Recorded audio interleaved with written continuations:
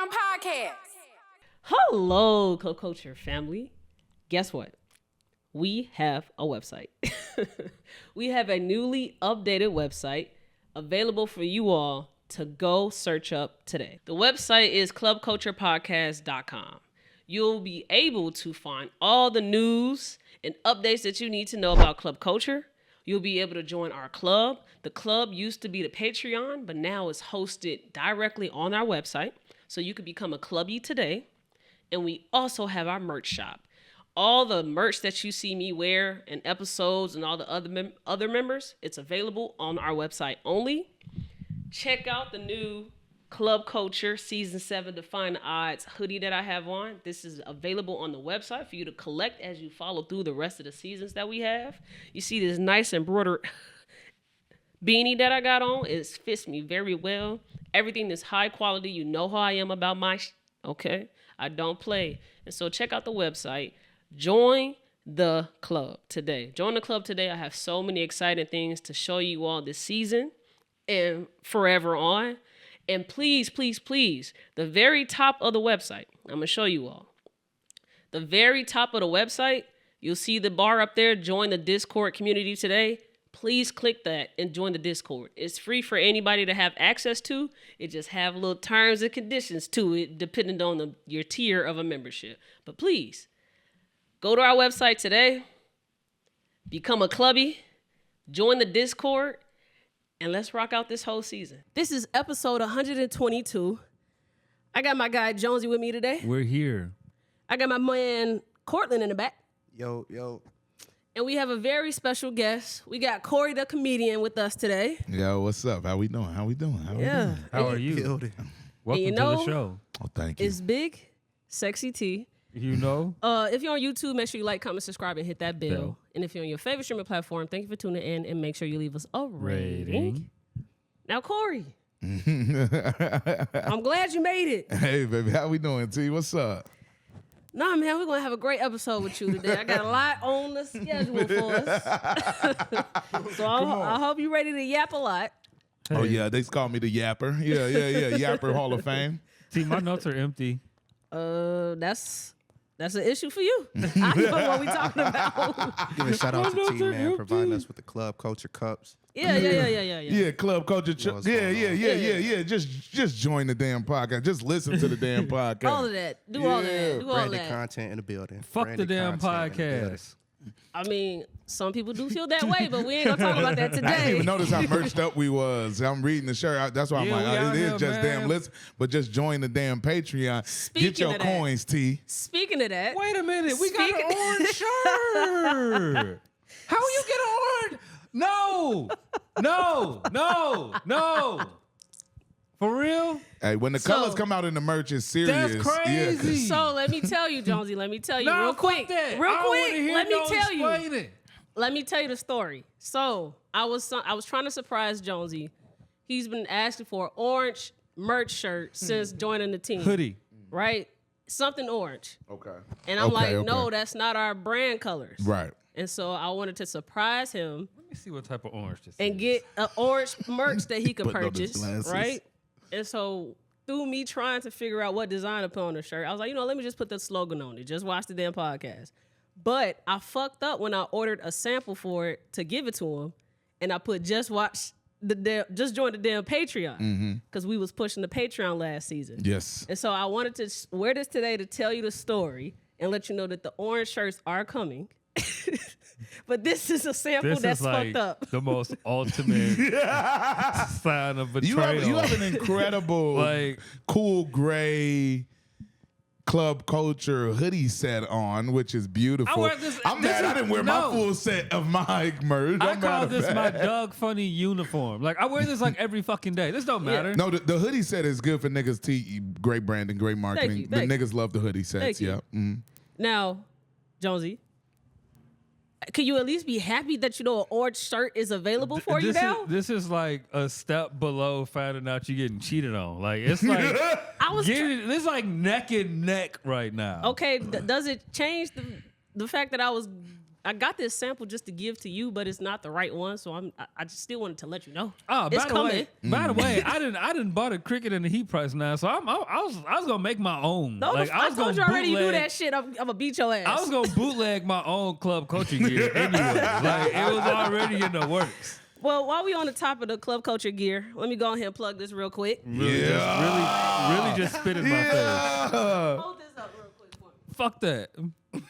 So if you can see on YouTube, I have this club culture hoodie, and every season now I'll have a season themed piece of merch that you can there's something purchase. And so season 7 is called Define the Odds. Come on. Right? And so I have a Define the Odds season 7 hoodie available on the merch shop, clubculturepodcast.com.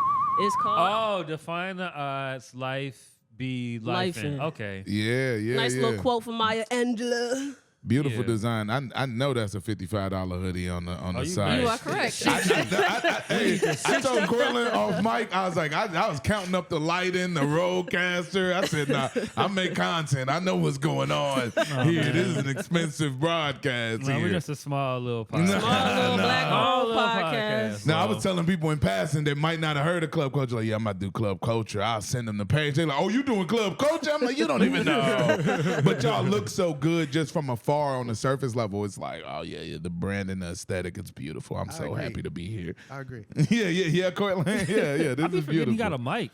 Stop throwing off the audio. Well, I appreciate that. That's like one of the biggest compliments you could get from a graphic designer, because that's what I do. That's my profession. Yeah? I'm a graphic designer. I work in corporate America. Oh, I didn't know that was your real job. I knew you had a real corporate job if you lived in this building, though. Chill. I know. My girl was like, where we drop you off to? I said, Little Italy. She said, oh, the motherfuckers got money over there. I don't know if y'all know G. Scott. I know he knows G. Scott, but drop me off at G. Scott crib. She said, oh, see, look, baby, dual income. Look what dual income can do for you. Yeah. Nah, this is nice. Y'all banter is so beautiful. That's why we all believed y'all April Fool's joke. I'm gonna tell y'all that right now. That's when we started? Yeah. Y'all banter is beautiful. I love this, yo. And there's some niggas I ain't heard from since. Some niggas ain't called me since that day. That's crazy. And some niggas think you should lead a pod. That's so crazy. That's so crazy. It's crazy as fuck. I'm gonna start interviewing you like you have just completely locked in with Jonesy. I remember when we first started thinking he was just like a pass me by guest. I remember Jonesy's pod. I've been on it. Yeah, that weak shit. That weak ass pod. Wait a minute. That weak ass pod. Keep going though. Keep going. Ads. This is we made it to having ads. Okay, so a lot of you niggas don't know about it. That's what I said when I start uploading the Anchor. We have ads. Y'all don't know what CPM means. Some CPM payments start You coming don't in know handy. what an RSS feed is. You know? Yeah, that's beautiful. What streams matter. Yeah, no, this is beautiful. I love club culture. I'm a big fan of the pod. I'm very excited to be here. I'm so happy I could finally make it. Hey, this is like 7 months in the making, so yes, I'm happy. I'm happy that we're here too. Because I ain't gonna hold you. Me and Jonesy, we had went to Corey's comedy shoot that he had did in Chicago. Like, when was that? It was February, and the album still not so out. almost a year ago, we went to go support Corey. And then we had set up an episode with him, and he couldn't make it. He had to go back to L.A. He flaked on us. I was heartbroken. I was like, man, I couldn't wait to pod with a comedian. Laughing is just one of my favorite things to do. So I was excited for that. So I'm glad we was able to get this together. Yeah, this is beautiful. And you let me leave your mama pictures again, bro. You let me leave her goddamn pictures. On the phone with you this morning, T. I said, yeah, Jonesy needs to be my mom picture. She's really not tripping about them pictures. Like, I promise you, she got them from a crate in the back of her catering business that she doesn't know where it's at. I ain't trying to hear that. Mama need but she is a mama because she just became a grandmama, so she is now like in her little nostalgic bag. So who made her grandma? You? Yeah, by proxy. I'm a stepdaddy now. I don't count. First of all, let me clarify this because they watch it. Hey, let me clarify this. First of all, you know what I mean? When you take in a family for real, you know, them is your babies, your responsibility. Facts. And I came from that. My uncle's like a Bernie Mac. You know what I mean? He took in 3 kids that wasn't his, as well as his brother's kid, and so and he actually told my mama, like, don't tell Corey take them damn kids in. Don't influence my son. Yeah, but this is a long time making. This is my high school crush. I'm not. I'm excited. I'm learning a lot. We ain't got to start with the stepdaddy stuff. Yeah, we can get into that. We can get into that, though. Because I just realized I ain't wrote that's no a jokes trauma, about it yet. Yeah, that's a trauma response. What? My relationship with stepchildren. Okay, do you want to dive into that? We can, because it stems from my father. Let's get into it. We can. I'm about to say we can, because I do have trauma I have more bond. thoughts than jokes. I have more thoughts than Trauma jokes. bond, let's go. Yeah, let's trauma bond. I don't know where to start. Well, where does this trauma stem from, Jonesy? From having stepbrothers. Okay. Oh, y'all were a 2-parent household, or did No, it? they ain't live with hell no. Or did they come in for a time? It was when I go visit my pops in the summer, Okay. and he stayed with his chick and her kids, Mm. and it was cool till it wasn't. See, and this is different. Them is her kids. Them not your half brothers. Like so I think it's all truly niggas got some half step brothers. shit, bro. Yeah. I hated that shit, bro. They treated you. This is what I'm trying to articulate more. Did the stepmom, your dad's girl, she treated you different from her kids? No. I still just didn't like the idea. No. That shit was just weird, bro. Like, I'm like, You just greedy. Yeah, You want them all to wanted that. yourself. yes, nigga, this my dad. Nigga, like, fuck you mean? You are we there yet, baby? That is the joke I've been working with. There are we there yet, babies, Cortland. Yeah. She has a few kids, and 2 of the kids definitely don't like me. I think one of them respects me. The boy does not. Okay. The boy does not. That's understandable. The I don't know boy. if I can say the story on the pod. I don't think she'd be mad, but the boy, it's a pod. The boy, there's a little crack in the door of the bathroom, and the boy caught us in the bathroom Little together. fellatio. Okay. And no, what we told him was we were showering. Oh, okay. As the other little baby said, I told y'all they wasn't in the shower together. He was standing on the other side of the door.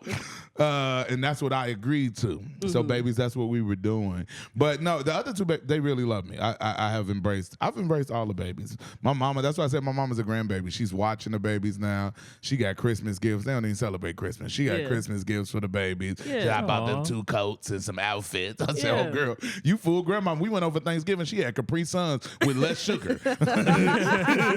So she said, y'all know how to do it. You got to tire them out. I said, oh, yeah, mama, give me the advice. But I'm enjoying myself. It's an embrace of a thing. Like if I didn't, like I tell her, like, these kids are an extension of you. Like if I was with a girl with narcolepsy, I got to accept your narcolepsy too. You know what I mean? So you got 4 children. Luckily, they dope, smart ass kids. You know what I mean? They in the house singing, no, fucking turn this TV off. Mr. Corey, can you play that mustard song? You know?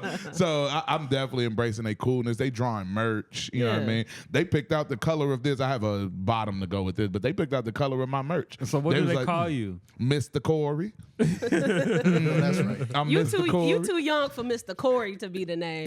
What you too think my name young. should be? Well, I think she already had a Mr. thing going with Okay. other gentlemen. Okay. And they were Okay. used to that. That's what I'm almost certain of. But yeah, Mr. Corey is my name. I'm liking it. I've Man, said I it be on calling stage your a few ass times. Corey the Voice. Yeah, you gotta be a cool, cause you young still. I'm a young, Sea dog, like Big C dog. Yeah. I be in there giving them the ad libs, you know what I mean? Like big obs, you know what I mean? I be giving them they cool names and shit. You right, I might need a cooler name than Mr. Mr. Corey. Corey is like That's mama super fucking old, with a bro. real old, Old man. Old man. That's at what the your church. grandma called her special friend. That's definitely not mama. Facts. We are, there's a bunch of old souls in that house. So yeah, Okay. I think that's what's leading to Okay. it. Okay. These 11-year-olds at the house are singing Love Keisha Cole word for word. I said, how you know that? That's my shit. They probably playing it on the CD too. Yeah. They know When I See You Fantasia. I said, hold on now. That's This a is- universal song. Yeah, this is that's a good black try. I didn't know where the black line was starting for the new generation, but I'm seeing mid 2000s. Is it? Yeah. Yeah, about 05. Oh, 05. Yeah. They know Crank That Soldier Boy. Yeah. That's spot on.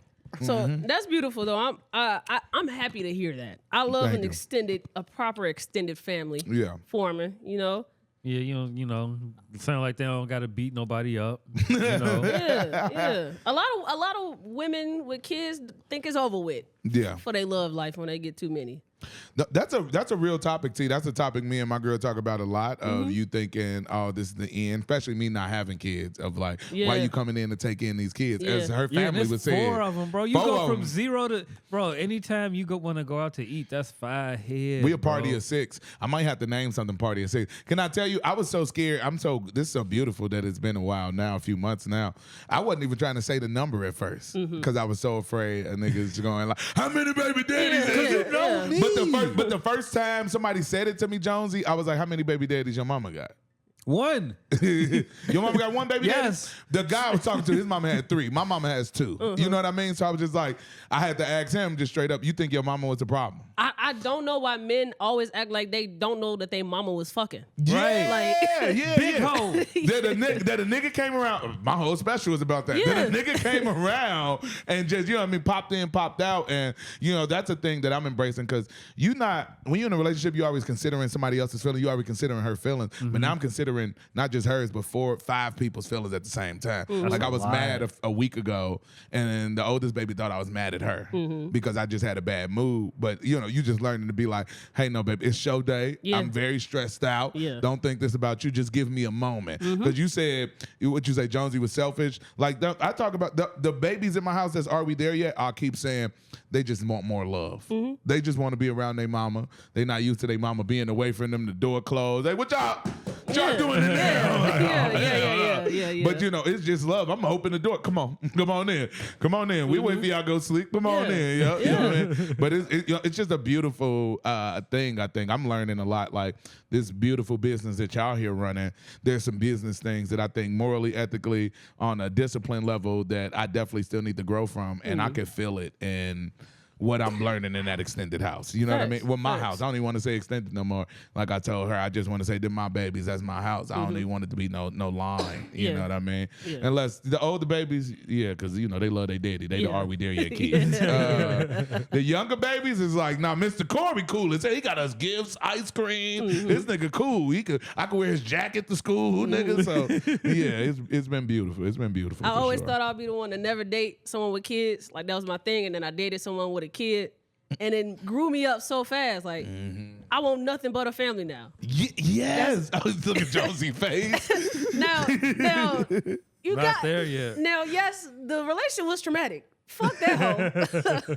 But the kid was cool. I like that. So, and I do think you have to buy into the idea of family when you go extend a family. You can't go in there selfish. A lot of people in comment sections, I need to always be about it need to be about me. I need to be your only baby. I can't share the kid with you. I need to be your only baby. Yeah, This is funny because it's something we are articulating every day. As she's telling me, like, tell me when it's rough with the kids. Like, it's 4 of them. Like, some days it's gonna be a lot, and that is something you're articulating of like, or just trying to cope with yourself of like, no, these babies need love too. I'm gonna always get my time. She always gonna want to come back to me if the baby's annoying her, and that's something that I'm just dealing with better every day. You know what I mean? Of like, especially just getting to learn the babies. You like, oh, y'all cool as hell. I know exactly what you need to go sit your butt down. You know what I mean? To give you your peace of mind. So, I have just embraced it. You know what I mean? I ain't even.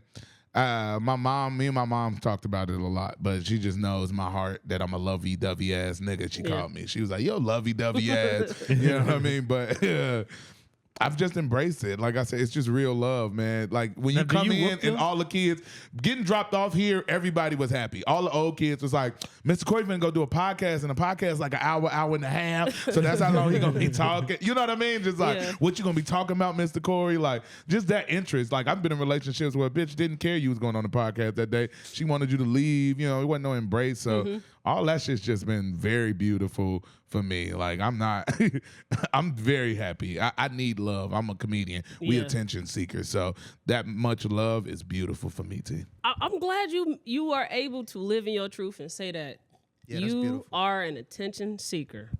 Oh, yeah, I'm a comedian. I'm an attention seeker. That's part of the job. Yeah. While we're on the topic of it, I do want to ask about comedians. Do you think that comedians hide behind the job title to be bullies? Or to like talk about and shit on a particular demographic? This is very beautiful because this is something I'm telling my girl a lot now because she's just getting around and she comes to all of the shows. when you talking, same as this podcast, I feel like when you're on pods or stand-up, you talk too long to hide your ideologies. Your truth always reveals itself. If you want to start naming names, I will. I think some people might be mad at me, so I won't name names. But there's some comedians in the Austin, Texas scene that came from L.A., very big podcast. He's the biggest in the world, that started a wave of comedians that are very aggro, like you're saying. Like, niggas ain't up there spewing jokes. You niggas are spewing philosophies and ideologies, as I always tell her. Like, oh, that nigga really believe that. The joke not even that good. Yes. You know what I mean? Like, she's been going to so many shows, she's picking up on it like, oh, I always say you could tell a baby comedian or a comedian that ain't that comfortable with themselves by, it's a few topics. The moment they get up there, they start and they talking about themselves and their appearance. Oh, I look like, oh, I bet you think I'm dressed like this because I'm like, oh, that's a baby. Where you from? That's a baby.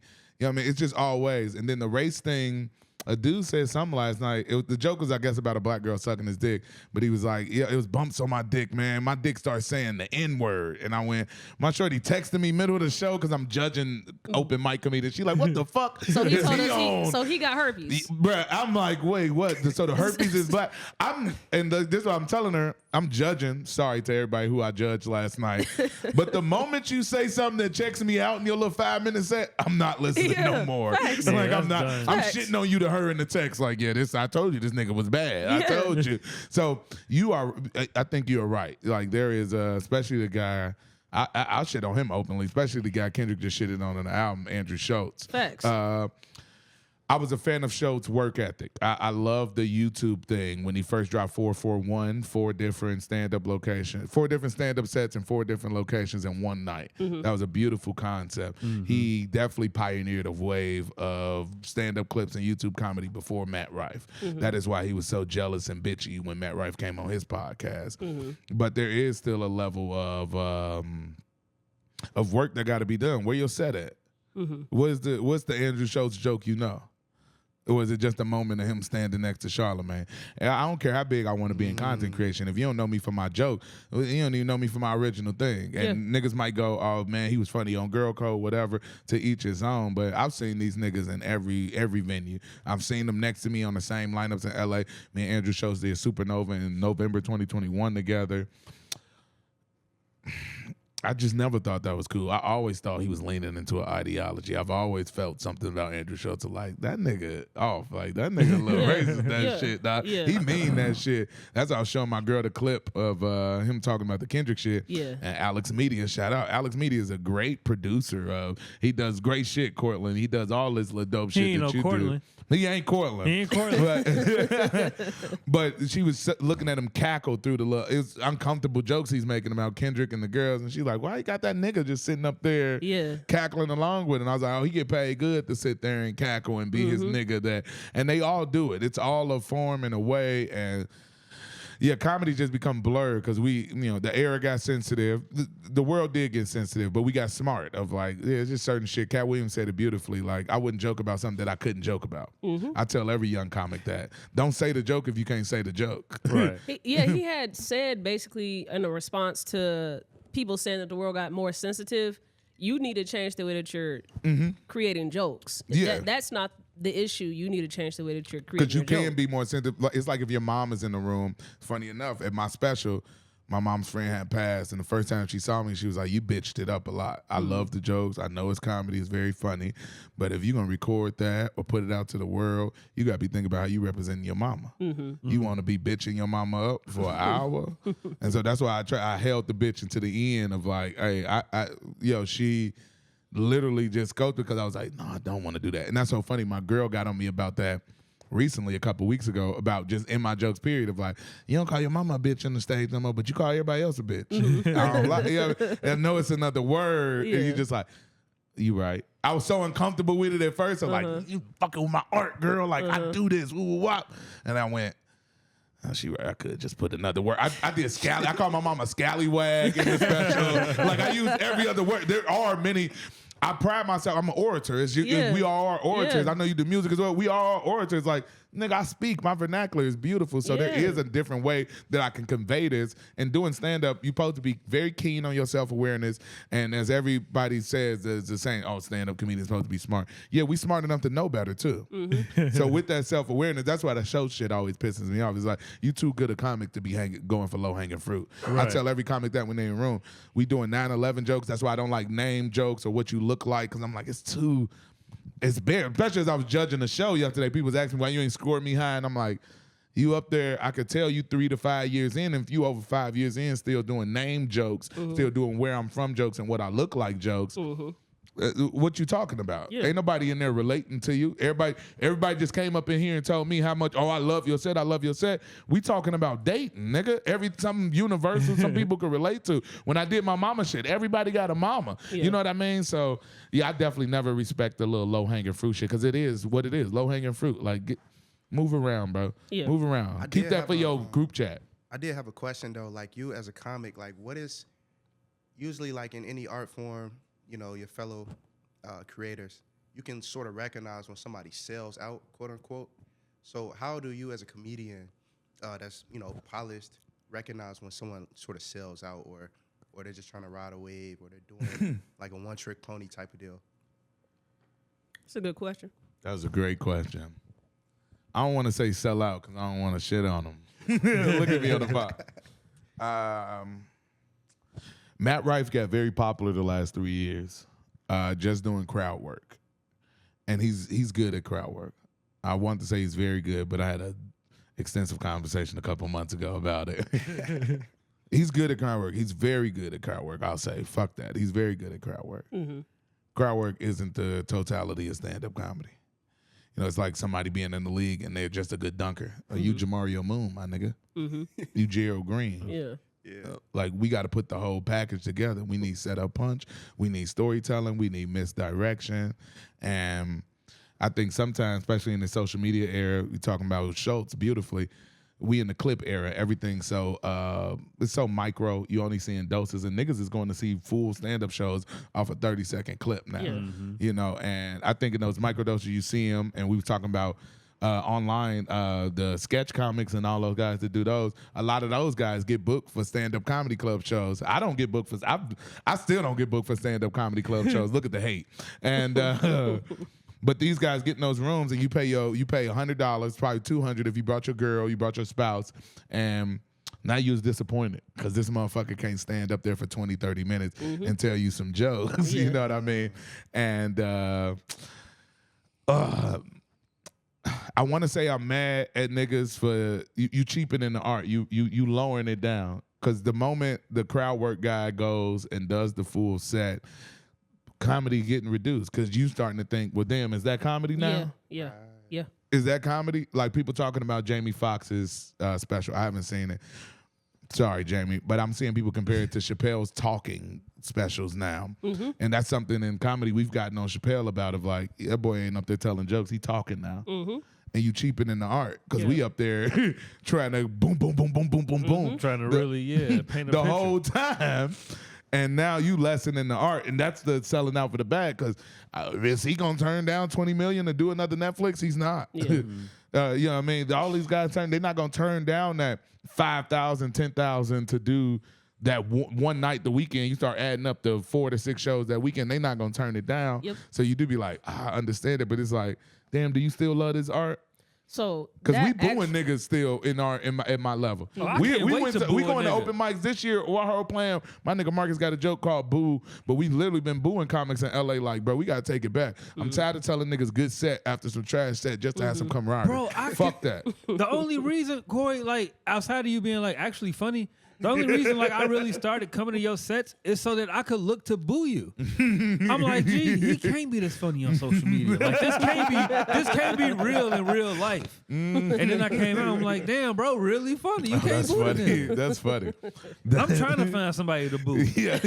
It's some niggas out there. My girl went to the open mic thing with me last night. She was like, that's the worst thing we've been to since you've been home. And like, I was like, this is an open mic, baby. They up and baby. coming. I said, this is the gym. They They here working shooting. out. Yeah. I'm like, you shitting on these little white boys. They mad. They trying their hardest. And it's like it's too easy to go see like a social media comedian that do like sketches and shit go do stand up because I know it's gonna suck. I don't want to boo him. I want to go boo somebody that actually thinks they know what they doing. Yeah, I like that. Yeah. So look, Yeah, his feelings gonna be hurt for real. For my second question, just to follow up with that, how tempting is it to sell out or to, you know what I'm saying, be a one-trick pony or follow trends for the bag? Man, I was telling you off camera, I started rapping when I was 16. I'm 31 now, and I didn't get into comedy until I was 19. This whole 12 years, I've tried to say to myself, it's going to take longer without a gimmick. Because through every Vine era, through every 15-second Instagram, 60-second Instagram era, when the Fat Boys and the Boom Gangs popped off, you sitting there like, oh, nigga, I could do that. But I remember when Trinidad James came out, Jonesy, and everybody was like, nigga, I can make that song. And I was like, you can't. You can't. Because I tried to make 3 vines a day like King Batch. nigga was burnt out day 4. Like, where's the other idea coming from? Yeah. So it's just like, that's why I have a respect level for the Matt Ripes and guys that's doing a different thing that isn't just traditionally stand-up, because it's like, that is a skill set that you're embarking on. But we just got to clarify that. It's like when we wanted subgenres in rap of like, damn, that subgenre taking it away from the actual thing that we pride ourselves on. And man, I've been chasing it, especially in LA so long, Cortland. Nigga, you don't know how many times I've wanted to be like, fuck it, nigga. I'm just about to come up with my little character, do my little Instagram skits, and do that shit forever, twice a week. You know what I mean? But it's just Black like Jesus. Black. Hold on, shout out to Slink. I've met Slink 3 times. Shout out to Slink. Very funny guy, man. He pulled a gun on some niggas at a stand-up show. That's why we apologizing. So sorry, Slink. He a real LA Those nigga. the type of niggas you need around. Yeah, no, man. hey, Slink a real LA nigga. Aaron Magruder gave him some money. He's still on the streets, nigga. He pull up the stand-up shows, pistol on him, nigga. He going right after his set, like, I'm leaving, nigga. I ain't here to meet none of y'all. Very cool dude, though. Them the type of people you need, man. Yeah. You had mentioned the Jamie Foxx Netflix special. I have not watched it. I've only seen clips, right? Now, I did watch a pod earlier today, and they talked about how they watched it. And they did not like it, right? I knew I wasn't going to like it, so I didn't choose to go watch it because it was talking instead of joking, right? And I just feel like you should tell people before they go watch the whole thing, this is not what you think it's going to be. I'm talking. That's the subgenre thing needed in stand-up comedy. You know what I mean? My girl was like, we was watching Joe Budden Pod, and they was talking about it, and she was like, damn, can we watch that tonight? And I was like, hell no. It's already in the stand-up circles, circulating. They talking about this. I'm like, I don't want to see it. But if you do, I'll watch it. At least I'll know. It won't be talking from ignorance. But we do just need a subgenre thing, because there's an era of people just talking like, and I'll say, because I know I cried at the end of my special. There's an art piece of this, like, shout out to Ali Sadiq, because that's literally where I modeled my first special out there. You could make niggas laugh for an hour and we cry at the end. Because all my favorite specials, the message was at the end. So that's exactly why I did my special like that, of like, man, maybe this part might be not that funny, but it'll encapsulate the whole moment. You know what I mean? Even as we've been editing it recently, like, niggas want to take it out of the special, put it in the credits, and I'm like, I don't know, y'all. I feel like it has to be in there. It's aunties and that motherfucker talking about, she ain't here today, baby. I say, oh yeah, that's going to get all the niggas right there. Like, it's a special moment, but you can't do that for 45 minutes. You're getting paid to tell jokes. You know what I mean? Like, that is the profession. That is the name of the job. I mean, the name of the job is put butts in seats, if I've learned. You know what I mean? But, you know, the art form of this is to tell jokes, to make people laugh. That's why I was saying it's such a hard craft, because you're trying to emote a certain emotion. I have to make this crowd in unison do the same thing, like a hypnosis, like a fucking psychosis. But, yeah. He could have sat down with Gayle King or Club Culture. He ain't Yeah, either. He could've could have redid Drink Champs. He could have did a lot of different things that wasn't a. And I get it. I keep saying, no, I don't get it. Stand up is not riding a bike. You don't just get back on and you like, oh, I know exactly what I'm doing. Like, it takes a bit of work. I remember, I think Netflix gave Eddie Murphy $70 million 10 years ago. He still hasn't done the special, because as he said on Jimmy Kimmel, your stand up is different. Like I got to get back out there for at least a year and try to work it out. Then I got to go do a club run of tours to work it out, and then I do the big tour, and at the end I film it. So that's a 2.5, 3 year process for real for most comics. And to just jump back out there at the tragic event, like no, you at the mic level, and you ain't got to go to open mics. You can go to the Comedy Store, the Laugh Factory, and get your 15, 20 minutes up and work that shit out every night if you want to. If you Jamie Foxx, but you don't, you just can't do that at that level. But if Netflix, that's what I get. If Netflix calls you and say, I got 20 million for you to tell your story, 10 million, 15 million, 5, 8 million, whatever the number was, because it was a nice number to tell your story, I don't see Jamie Foxx turning that down after being out for a year and a half of work. But as far as the art is concerned, we need a committee. If Chappelle really care about art, we need a union like rap, nigga, because we need subgenres. You fucking up the game. I love Chappelle as an orator. I love what he did after the George Floyd. I've loved parts of the closure, but it's like, but that ain't killing them softly, nigga. That ain't the baby crackhead on the corner in the projects no more. Like, you ain't getting your point across in joke form no more, bro. Yeah, I even seen people compare it to Run Tell That by Martin Lawrence. Yeah, I saw them run and tell that comparison. I am not, damn, in a black room, it's hard to say. I am not a Martin Lawrence stand-up comedy fan. I am a fan of Martin Lawrence, the actor, the character. He is a beautiful, the show is one of the best shows ever created. He's a great movie star.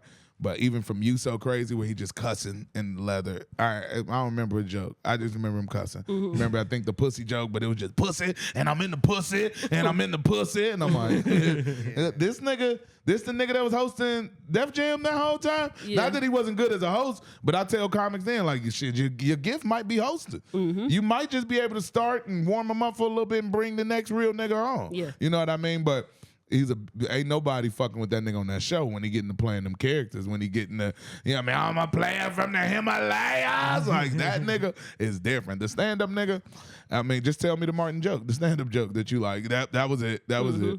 Niggas shitting on Chris Rock, that whole smack, but I'm like, $5,000 a bullet. I know too many Chris Rock jokes, but. Yeah. Okay. Well. Oh, hold on. Y'all don't like Chris Rock? No. No. Yeah, we like Chris Rock. I don't know Chris Rock the comedian. I know Chris Rock the actor. Oh yeah, Chris Rock the actor is. I feel like what he did with Everybody Hates Chris was genius, bro. To pretty much, of course, kill it on the stage, but then be able to translate that to the screen and also make a series from Fuck that shit. Sorry, Cortland. Sorry. You know, I'm gonna keep it real. I ain't really on the Chris Rock fan club. No, thank you. As I've said it in my stand-up, you know what I mean? That's what happens. That's the difference between niggas and black people. You talk shit like that, you're going to get your ass smacked. That's just what happens, dog. No, I'm somebody that I like to get, when you open up the world to be able to get to know you as a person, anything that you ever delivered as just art, I don't take it as art anymore, and it's just an imagination. Now I feel like it's personal for me. So when I know that you are a caricature, and you like to let white people joke with you and say nigga, then now I look at Everybody Hates Chris as you was creating caricatures for white people to laugh at. Like, not just us, also other people to laugh at us. So I don't like. I see what you're saying. And I'll even say in the mentality, because I'm with you, because I was going to bring up Bring the Pain. Bring the Pain, one of the best stand-up specials ever, but I'm with you in retrospect of seeing the Louis C.K. thing in the room and him saying nigga with the Jerry Seinfeld round table. That's not what got me. It's that Louis C.K. has written stand-up jokes for Chris Rock for 30 years. He's written on Chris Rock's show. Okay. He wrote Pootie Tang. Well, white boy that said nigga in that room wrote Pootie Tang. Chris Rock just directed it. Got you. And so it's like, oh, you've been giving this nigga a platform for years. And Louis C.K., nasty ass nigga. So Chris Rock is Charlemagne and dude is Andrew Schultz. Got you. Yeah, okay. Yeah, hey, break this down for me. How do comedians write other comedians' jokes? Like, how do I was just I get it. Like, well, I feel like it's a different game. I think it's the same shit. No, it's literally, you're right. Yeah. It's literally the same type of game. It's same type of game. I'll say. So can I be a stand-up comedian and go, Corey, write me a stand-up set? You could. Just your delivery. I mean, you still have to be there as a performance, confidence-wise, to deliver it. Like, you still got to Drake it. You still got to Cardi B it. You still got to be able to deliver. You know what I mean? You can't Dr. Dre it. Like, oh, that What's the Difference sounds exactly like Eminem. Like, that's his version. But I'll say multiple ways. You see a joke in the club, some niggas will steal it. Some niggas will go up to that comic and be like, hey, I'll buy that joke from you, and they'll continue writing with the comic.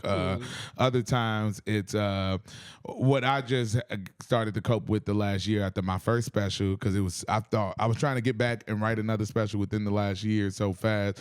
Just had a Jonesy, saw my new 30 minutes. But I was like, I just started taking jokes. Hey, the homies, I'm doing my set, and the homies going, ooh, you should add X, Y, and Z to that. Oh, bet. I'm going to add that. I've never taken it.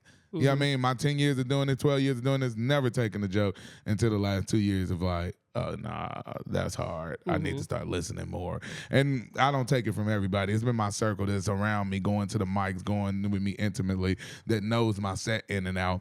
So I will embrace that. But it comes from a lot of different ways. Like Chris Rock's thing is supposed to be like that. That Chris will go to the club, he'll do 15, 20 minutes. Sarah Silverman, Wanda Sykes, Louis C.K., those are his three biggest writers that became their own big stars, would be in the clubs, in the Comedy Cellar, and they'd be in the back of the room taking notes. Hey, Chris, I think you could do X, Y, and Z on that next one.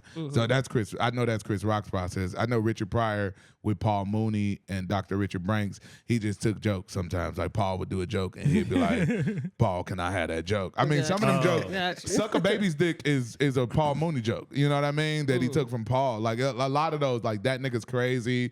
You know what I mean? Some of them things was just straight premises Paul used to do. And he was like, I could do that better, or let me do that joke and see what I could do with you.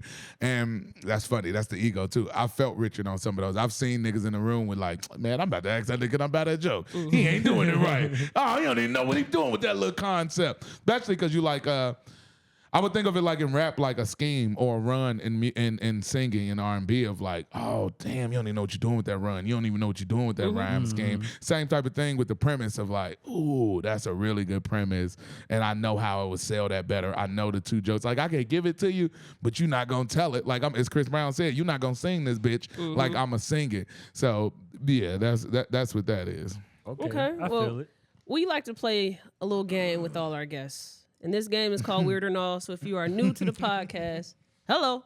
Hey. Did I put them in the wrong thing? I guess you did, but we're just going to read it from where you sent it to me. So yeah, you ain't in your shared notes. Weird or Not is we're going to give Corey a headline, and he lets us know if he thinks it's weird or not, and he gets one sentence to explain why. Okay. Donald Trump announces plans to eliminate daylight savings time. Weird or not?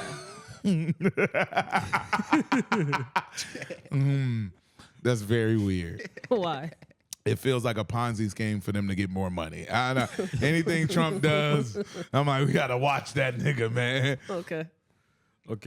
Elton John says legalizing marijuana was one of the greatest mistakes of all time. Is that weird or not? Nah, I feel him. He might have a real weed dealer and put that nigga out of business, man. Because them niggas be good, especially in this area where we at, dog.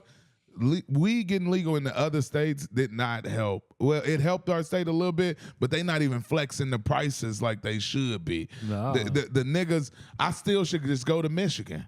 I've been to Michigan a couple times since I've been back. So, hey, be careful. They on Facebook getting really upset about that. Oh, yeah, going to Michigan. Yeah, I'm sitting there. Y'all gonna go get that little ounce for the Yes, I am, nigga. If you're not lowering your price, I was in L.A. getting $75 ounces of fucking Skywalker OG. I don't want to go back. You talking about Indiana weed or Illinois weed?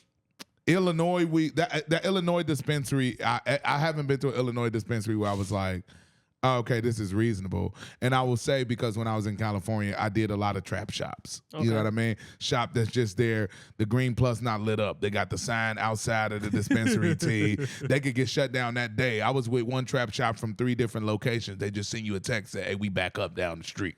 You know what I mean? Y'all don't have that here. When I went to Michigan, Niles, Michigan, I said, so I get it.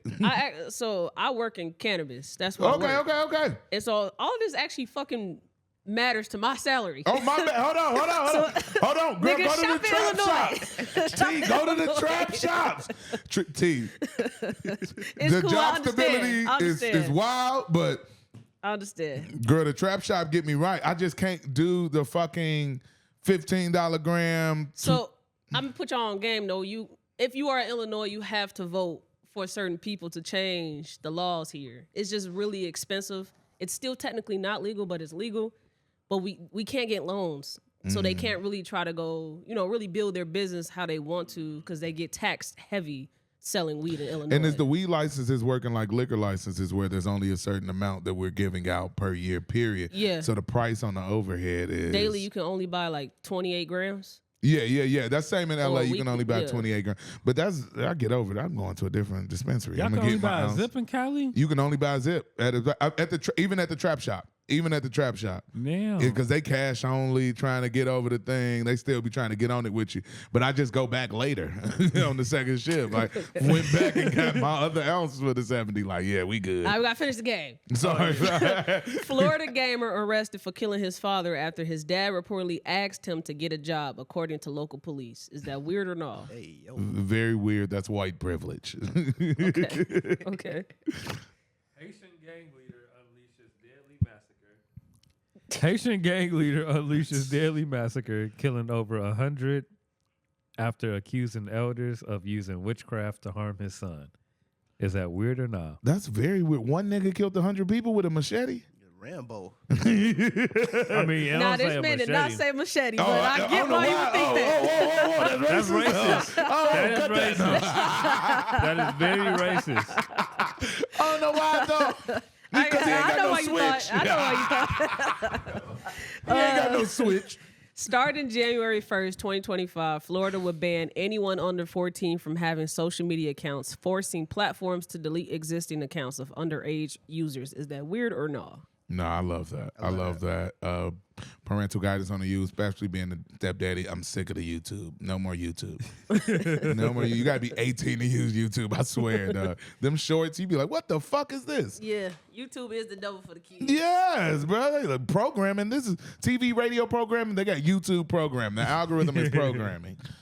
A Philadelphia man who was exonerated and awarded $4.1 million settlement after serving 24 years for a wrongful murder conviction is now headed back to prison for killing a man over a $1,200 cocaine debt. Is that weird or not? Very weird. I just watched this on the Joe Budden podcast, this topic right here. Very weird. Serving 20 years and going right back after getting 4 bands over a $1,200 cocaine debt. Was he selling the cocaine or was he in debt Good question. with the cocaine? Like maybe he didn't get Because his that would settlement. change my stance. That would. Maybe he didn't get his settlement back. He didn't get his money yet. It's on loan. Yeah, the 4.1 ain't hit yet. The coke wasn't come up. Somebody Yeah. stole it from him. He popped Settlement him. money is untaxed too. Never mind. Niggas out here moving walkie. Missouri politician introduces bill to offer $1,000 bounty to people who turn in illegal migrants. Is that weird or no? That's weird. It's gatekeeping. It's like I saw the Venezuelan drama before I came home. I think it's weird. Leave them people alone. Leave them people alone. Okay. I see your eyes getting I ain't gonna shifty, hold you, Jonesy. bruh. Yeah, look at he ready. He got a Venezuelan statement. We gotta finish the game. Yeah. Yeah. Take it away. A better person, my guy. I don't know. A federal appeals court upholds law to ban TikTok in the U.S. by January 19th unless it is sold. Is that weird or not? Very weird. That's why I brought up the algorithm. Black and brown people have made a lot of money on this internet, and the government's still trying to find their way to regulate it better and better. That's why they threw an algorithm in, and that's just another way to keep, I would say, us from getting to what we need to do. Yep. Naked teacher caught inside elementary school with sex toys, drugs, and women's underwear. Is that weird or no? Weird. As many background checks as we want to do on the police officers, do it on the teachers too. They teaching the babies. That's the youth. They run the world. Okay. DC has sued Amazon, claiming it secretly cut fast delivery to two mostly black neighborhoods while still charging for Prime memberships. Is that weird or not? Very weird. Rico's Pizza did it to in Gary 10 years ago. Maybe longer than that. Rico's Pizza has not been delivering to certain neighborhoods. Well, fuck that. I've been deliver to Glen Park. I've been back in Gary for 3 months. I haven't seen a DoorDash or a Postmates order yet. And I know niggas that do the routes. Ain't no light ups in the area either. I don't like that. Hey, somebody, I got a funny DoorDash story. So I was dropping off some breakfast, right? And I guess Shorty ordered a drink, and I guess they didn't give it to her, whatever. So she asked me, she like, so can you go back and get it? I was like, yeah, I got you. Knowing good and damn well, I'm not going back to get this damn drink. Because the number don't work after the thing go away, right? Hell yeah. Like, Shorty, you beat. I'm not finna keep your order on my screen after you already got your food. Like, it's water in the house, bro. You and Gary, drink the tap water. Like, you and Gary, Gary good. people in this tap water thing has to stop. But I guess she found my Facebook. And she DM'd me like 3 different times. But I didn't see it until one random day I'm on Messengers and just clicking buttons. And Shorty ended up dying. Wow. But I was from clicking. that tap water. Hey, hold on, T, watch yourself. That's insane. Gary got real sand at the beaches. They used to make glass out of it. Yeah, tell him about it. All right, we got one more. Papoose claims he knocked out Remy Ma's alleged boyfriend and spent last Christmas alone with their daughter. Is that weird or no? I don't know Remy Ma Papoose. This ain't the Joe Budden podcast. Very weird. The way we know the timeline events of things, he just got his get back. And you should knock a nigga out if he shake your hand and then fuck your wife. I think I agree with that. There's got to be accountability in your relationship with Rem for sure. But my pride as a man is like, What if I fuck your wife then shake your hand? That's still crazy. Yeah, but it's more petty than vindictive. Then Okay. you get what I'm saying? Like the one that Papoose is painting is like easy. You're malicious, Gotcha. and you online. I know I posted the Christmas tree picture, but now you online tagging me, antagonizing me. I'm gonna knock your ass out again when I see you. Yeah, because the wife could fuck around and invite y'all both to like a mutual ass place on some. Well, Pap said she woke him shit. up. She woke him up and went home with him for 4 days. All right, my bad. I'm too invested. In Nah, that topic. shit juicy as hell. Yeah, it Like, is. this was They just don't black talk love. shit. Yeah. That's how you know it's real because they don't get on the internet, so now they getting it off. When Remy Ma came home from jail, I was watching her a lot because she had joined a little show with Joe Budden, She The State of the did. Culture. State of And the Culture, I love yep. that show. And so I was watching her a lot, and she talked about how she's such a real ass bitch. She don't do the social media shit. She don't be on social media.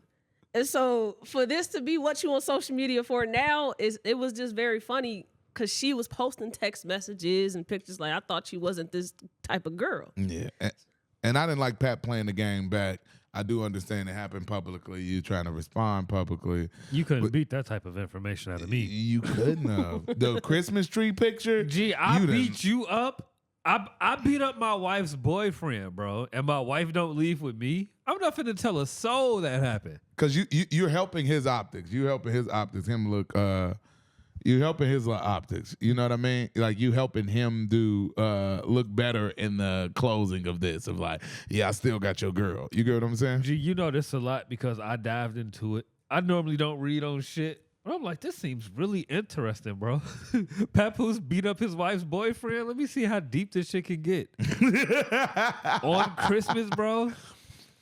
On Christmas, I'm with the baby. Okay, I saw a text that was like, I saw a tweet that was like, yeah, but what if Remy, I'm on Remy's side.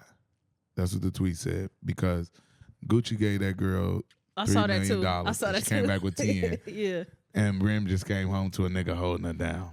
Yeah. And so me and my girl played with the hypothetical yesterday. Okay, say you ain't got Gucci Mane money, but your ante up motherfucking lean back royalties are very nice. Say you got $250,000.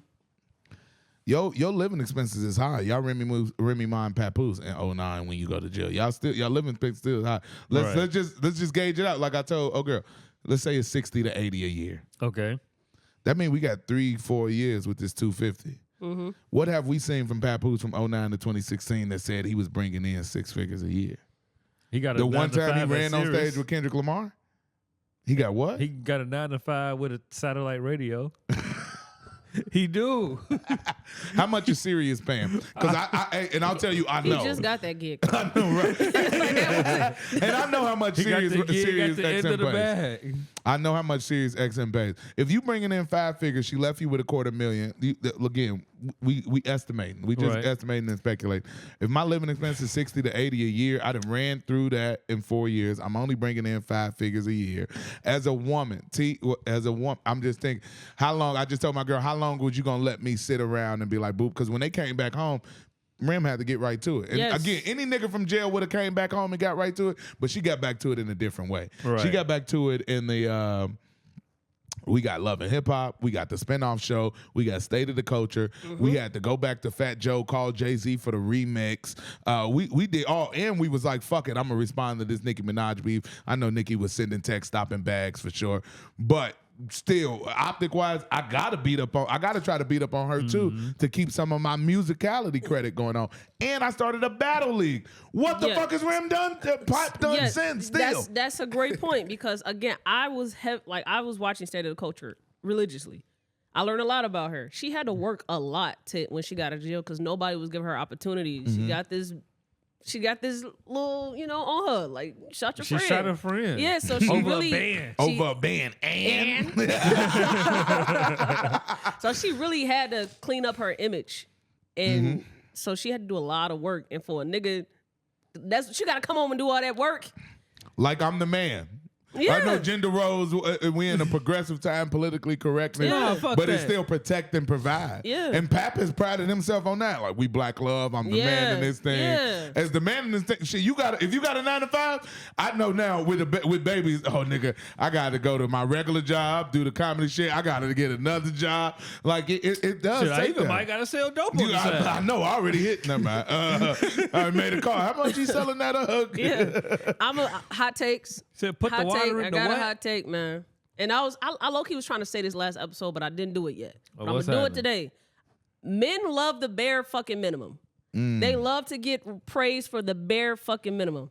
It was some guy on Twitter that had said, bro, niggas be out here so bad that you get praised for having a clean room. Right?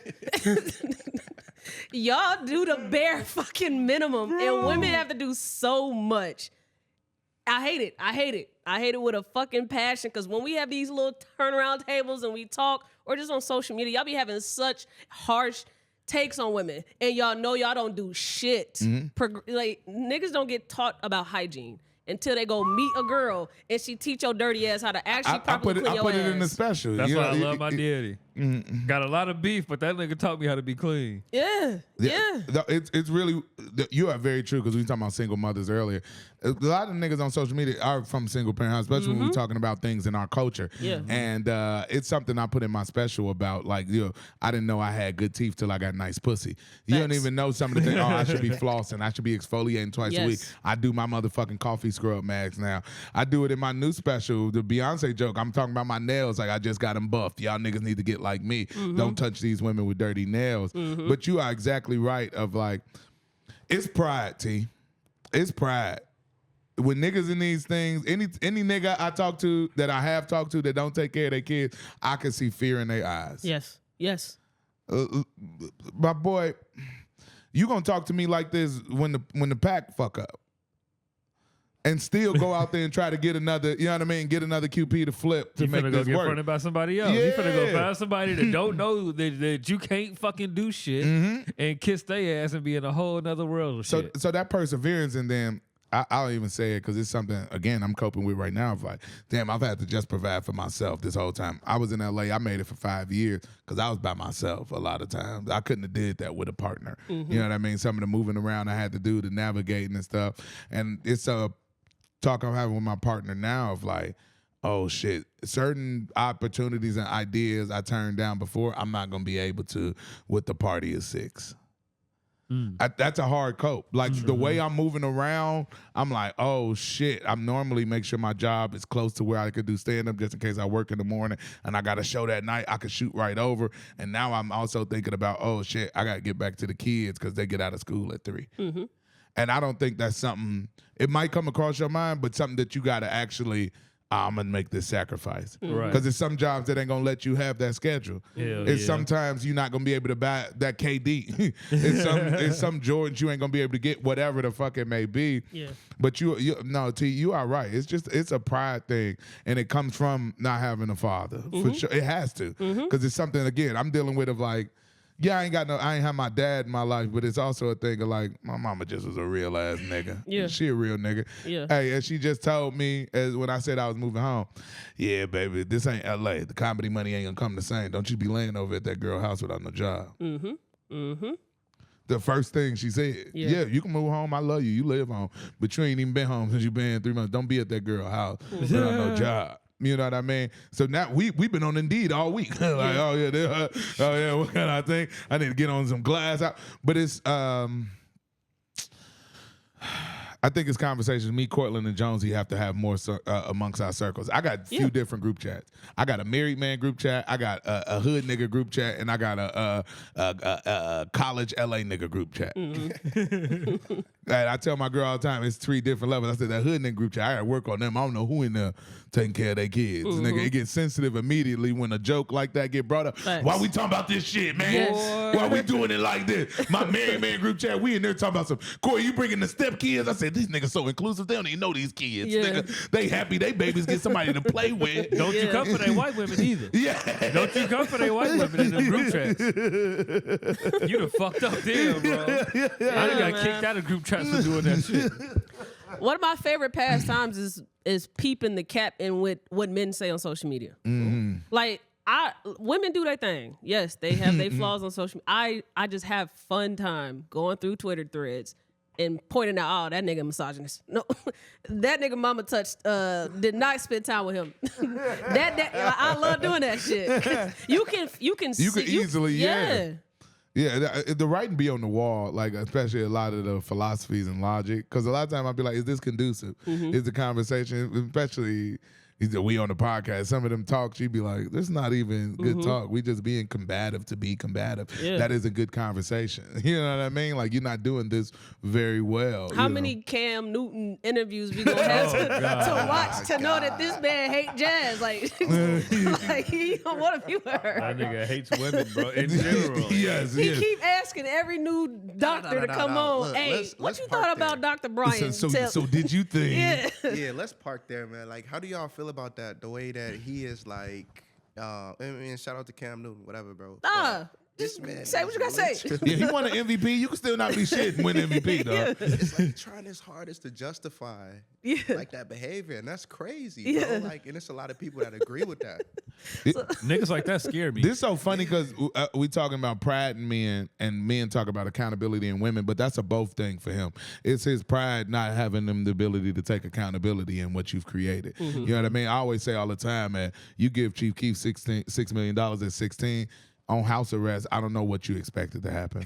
But eventually, what has happened to Keith now, I'm going to say his proper name, you have to transition. You have to be the guy in LA now properly making business moves, running your own label, mixing the things, producing. Oh, Cole Bennett want me to get in this suit for this music video. This is my big comeback. I'm going to do it because I understand the magnitude. I'm going to I'm going to give Drake this little chorus, bridge, whatever, that he really just wanted to remix himself. But I'm going to give it to him because this is a good look for me. Yeah. You have to mature in that way.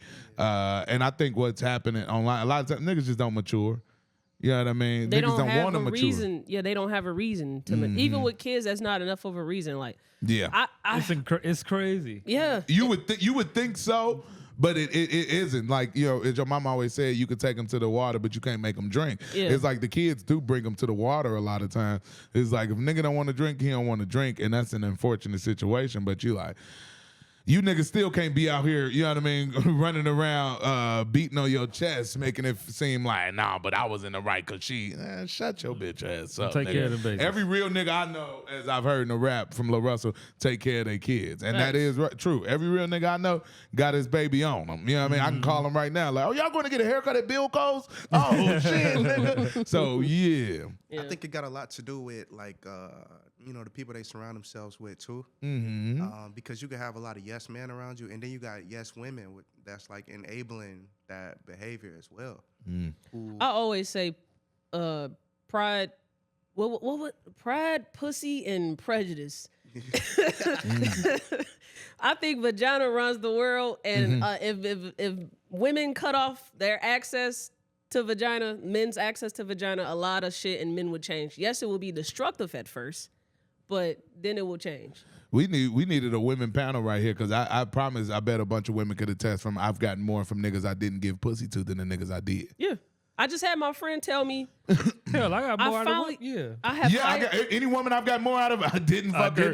It was like it was just a mutual like, oh, okay, this is dope. Like, yes, we are now changing rapport. We are being what humanity called for of masculinity and femininity matching, and it doesn't have to be through no sexual intimate thing all the time. Yeah. Yep. This is very mature of us. Shout out to Club Culture. That's all I try to build with, bro. Niggas, you can't build shit with niggas, Jones, bro. you're a big proponent in I only work with women. I think in passing subconsciously, I've adopted that too of like, I do like to try to keep a lot of women working with me at all times. Speak to it, man. Because niggas think I be pandering, one, bro. as you talk about, they're more detail oriented. You know what I mean? They are more attentive. They are just the small things that you feel like, and in these little passings, we could communicate whatever the issue might be more easily than a nigga. More intelligent. Yeah, than a nigga trying intelligent. to strong arm you, or we talking about pride again and just being a dumbass. Like, Mo, move around. This ain't a pissing contest right now. Like, we got business to take care of. Right. Like, we don't need any of that. You know, and even in I've had my moments where, because I'm very moody, I've had my moments where I didn't communicate that right, whatever. But anytime, especially if it's a woman-led group that we are facilitating the production, oh man, we got through it probably right after. Mm-hmm. We didn't even have to do it in the moment, me and the nigga. Now we both got attitude. Nah, either I ate it, she ate it, and then she got on my ass right after of like, hey, when we outside, don't do that, nigga. You know, so I do love your philosophy in that because I've adapted it so much. Of like, ain't no women on this production. I'm out. Nah. That shit gonna go bad. We doing this bad. Somebody might end up fighting in 3 days. Yeah. It's definitely gonna be a fist fight. My other take on it is like, I feel like it comes down to a lot of people justify it with, well, you just do like polygamy, for example. And I'm not sure everybody take on that, but men will say, well, this is nature. Like, this is what we want to do. We want to be with multiple women. So do as you feel or do as you're inclined to do. But then that just throws discipline out of the picture. And so I think you got to be careful of like what kind of doors you open, because the next man can say, okay, well, I want to be a predator. You know what I'm saying, or a PDF file, and you got to justify them by saying they want to do what they're inclined to do. And so when discipline like is out of the picture, I think it just makes way for chaos. Polygamy is crazy. Yeah, bro. I already look at niggas that got 2-3 baby mamas as crazy, but you finna willingly like be in a shared relationship, bro. You are insane. 100%. Nature, I love that you said it like that, Cortland. Nature is protect and provide. You know, anytime a nigga talking to me about polygamy, I'll be like, can you afford That's a multiple lot. women? Can you afford to provide for multiple women? Not just financially, mentally, spiritually. Like, it's times your girl want to talk about something, you like, baby, today? Ain't today. And not today, not right now. We're going to do it tonight, please.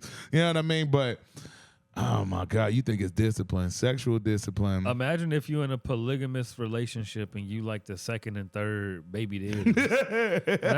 You already coming in with 2 heads, with about 3-4 more heads between the kids, bro. Every rip. You got to have paper for that, my boy. T, how you feeling over there? I'm good. I'm listening to y'all talk about this. That's real extended family shit right there, Jonesy. That's that's an extended family, T. Right there. When they sharing it like that, that's 2-3 baby daddies, multiple kids. Oh, that's an extended family. I just ooh wee. My girl keeps asking me how could I come into this with no kids, and I'm like, I don't know how I could have did it with my own kids and going like, them was your kids acting like that, not my kids. You know what I mean? Like, it's already the philosophy and the thinking like throws me off a little bit. But so even after taking on 4, bro, like, do you think you're gonna have another one? That's beautiful. That's something you should ask her. But I'll repeat the answer she's told me many times is she don't think she can marry a man and not give him his own kids. Yeah, beautifully. So I don't know if that means one more. You know what I mean? We've counted how big the party would be. So yeah, but that's a little bit down the future. We're gonna wait for this younger baby to get a little bit older. Y'all gonna be the Brady Bunch. Yeah, for sure. I'm gonna be running around here like Toby and Fat. I promise you. Yeah. So I want to hit a couple of hot topics. A lot of shit didn't happen in the media, and I don't want the episode to go to waste, and I talk about it with you. Yeah. So I know everyone's been in a frenzy about these allegations towards Jay-Z. Mm-hmm.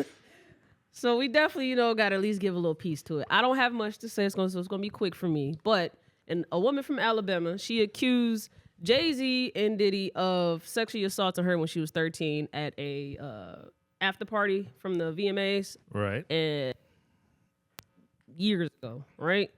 And at first she did not include Jay-Z in the accusations. It was just a part of just Diddy's case. Mm-hmm. And then later on, she had a lawyer and he tagged him into that case. And so at the time that the news had dropped, we had already recorded an episode. But since time has passed, she now has came out and said that her story a little shaky. Yep. Mm-hmm. She said, I've made some mistakes, right? In the regulations of the night. Them Blue Ivy trucks pull up fast. Jay-Z came out moments later after the allegations came out. I was like, hey. I've never seen Hov like this. Chill. Hold the fuck up. Yeah, I ain't one of them. That's basically what he had said. But so many people still was excited from that news. It was like, nah, they finally finna get this man. I knew that he had something about him, right? It be your own niggas, man. Once you gonna build yourself up to, people gonna fuck with you and like you, and then when you get too big, I can't wait to see you fall off. That's the same thing that happened with Jay. Even I got my jokes off. I'm like, bro, how did nigga lose 92 bricks and got to live to tell about it? I done seen niggas get fucked up over a couple zips, bro. This nigga lost 92 of them things, bro.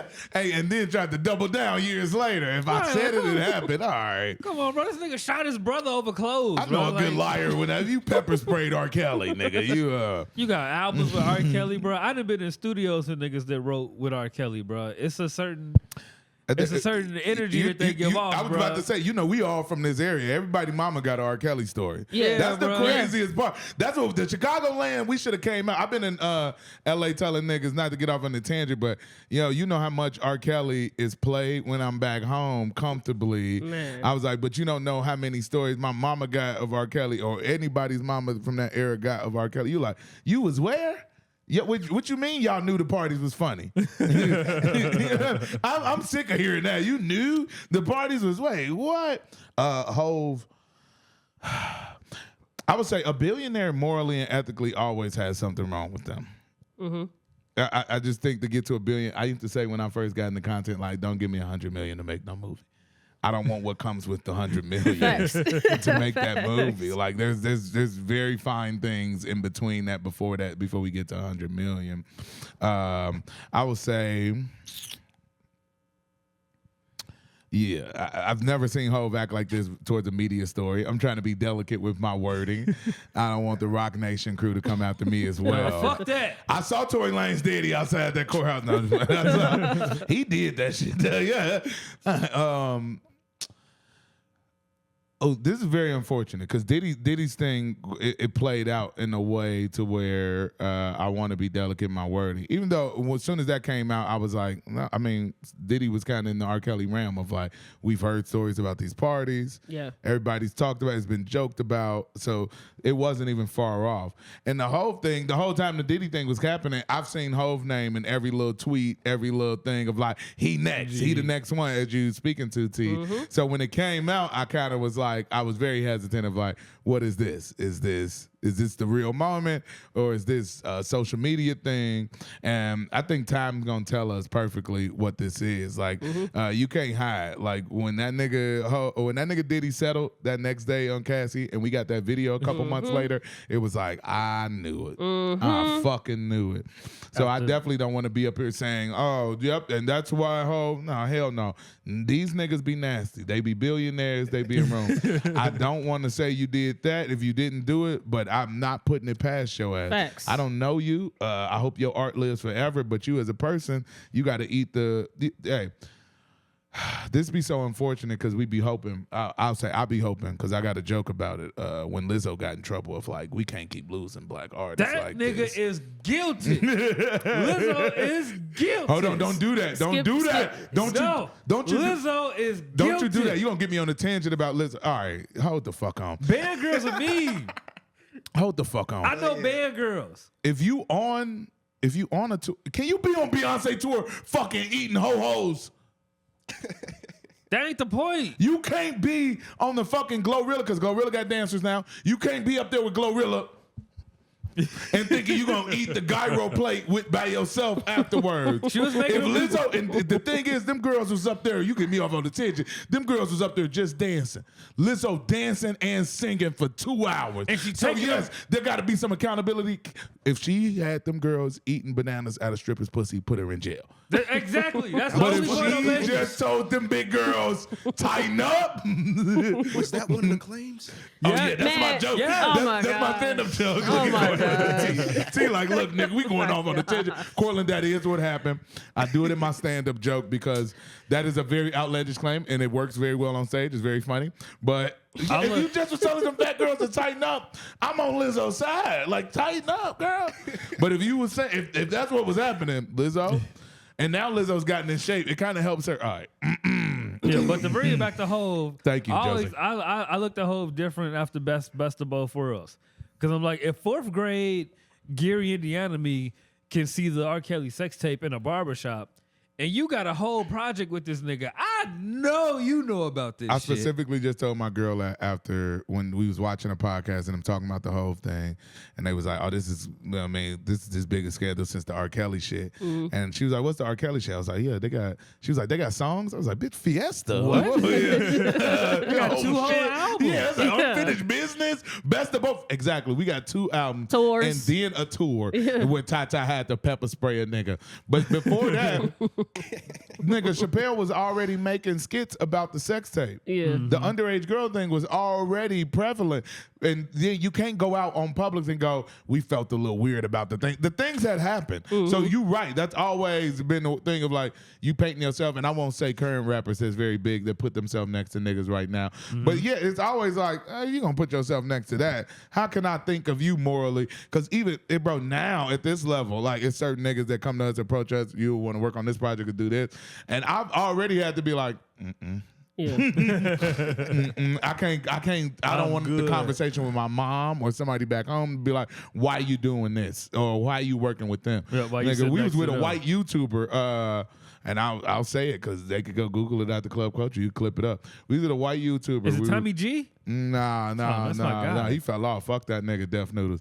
He fell off. But he had a Dunkin' tank, and the dunk tank to hit the target, he had some dildos. Wow. Okay. Yep, and we Cortland, we threw the dildos. You was throwing dick? I threw dick. You threw a lot of dick, huh? Probably got that Hey, throwing when I dick. came back in February, my niggas had switches to ask me, hey, what was up with that little white YouTuber shit? And I said, see, I gotta be conscious of my choice. And you know, it's crazy. My nigga from Baltimore told me in the moment, because he didn't grab no dildo. See, he said, my niggas gonna look at me away. You should think about how your niggas gonna look at you. And I was too LA at the moment, Jonesy. I'm like, I don't give a fuck with them niggas. We getting paid. We getting paid to make YouTube videos. I'm gonna throw this dildo. And immediately when we was doing it, maybe the second dildo in my hand, I said, I don't like this. This weird as hell. Why are we doing this, people? They have my nigga throwing dick, bro. That's crazy. Think about that how was never Gary- said to think me in about that how- phrasing. G, think about how a Gary nigga that graduated high school in like 2005 would look at you for throwing dicks. Yeah, I think about the Concord affiliates now. Exactly, bro. I think about No. what would CCA think of me now. Yeah, so I'm very conscious of now, especially like You got to, bro. Yeah, and you dark skinned too. That ain't even dark skinned shit. Like I could make dick jokes and it'll be appropriate. Yeah. They're like, oh, he light skinned, he probably gay. But like you can't do that. You can't go out throwing dick. world. Let me tell you. You can't go out here throwing dick, Corey. Let me tell you. I think I watched a YouTube video. He only got me on camera throwing one dildo. So it's not gay because you ain't do it twice. They didn't see the second one that was. Oh wait, you did do it twice. I did do it in Okay, so person. that I'm was admitting gay. it This is now. not on camera. But this COE, man, this could be a lie. So the only thing I will say for now, because I feel like when celebrity news drops something serious like this, you gotta let it work its way out. Yes. Right. It's not cute to have a hot take about somebody allegedly being sexually assaulted, especially when they were kids. That's not a hot take. Right. You need to sit and be very cautious about talking about that. That's beautifully said, T. Sometimes I think with myself with wanting to say that of like, oh, I would like the information to play out a little bit more, especially as a man that feels like, oh, you not on the victim side. And you're just like, nah, this is very delicate. And I would definitely just like a little bit more information, especially when we on these platforms like this, to be like, right, I don't want to take. I don't want to take. Yeah, that's not why I'm saying it though, because me personally, I'm always on the victim side until proven wrong. That's me personally, because statistics will show victims don't lie. It is a very small 1 to 5% chance that person is actually lying. And that's exactly what I'm saying. That's a man thing, because I don't even know that percentage. That's a man thing to always feel like, oh, this motherfucker could be lying. Yes. So it's crazy because we had went viral from the last episode, and we were talking about Drake and why nobody was taking the girls and the pedophilia serious. So we went viral off that clip, and it was like 3 or 4 people that interpreted me defending Drake in the clip. I don't know how, but they did, right? And I'm just like, nigga, dude, if you wouldn't know, I am a social justice advocate. Sexual assault and molestation is something that I do not play about. They would have known that about you if you was a star. Facts. Would have known that about you. and so like, I don't like to talk about this stuff until I know the outcome, until we see it played out in court. Because when I grew up around this shit, it's not cute, it's not funny to have a hot take about these. Kids are affected severely.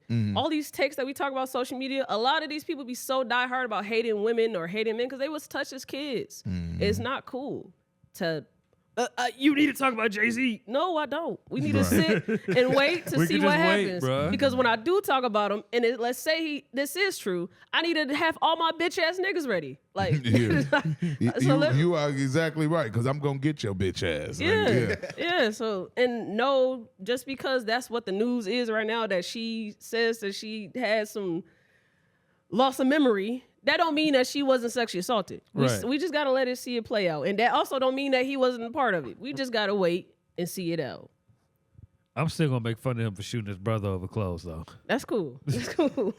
So I'm definitely going to talk more about this with Cal, though, because Cal is a whole Avenger. So he a whole Avenger. Yeah. Those exist. The whole Avengers exist. I'm 30. So I'm 31. I'm not a whole I know. Niggas are getting, that's the beehive that's the wrong Rock Nation member. Now, Yeezy T, Kanye like McDonald's to me. Oh, he loved Kanye, too. Yeah, Kanye, he fake love Kanye. No, not him. Cal loved Kanye, too. Yeezy. I'm like, wait a minute. I'm about to say, he is the #1 Yeezy hater. This nigga ready to show Timberland and Pharrell's discography. Like, look at the niggas of his era. Fuck them niggas. No, I love Ye too, though. I'm a Ye guy. I'm telling you, Ye like McDonald's. It's not good for you, but you just can't leave it alone, man. Plus, Ye cool. I just don't think he can rap. That's all. Okay. That's all I said. I feel like I don't. You ain't like none of them sci-hi written raps.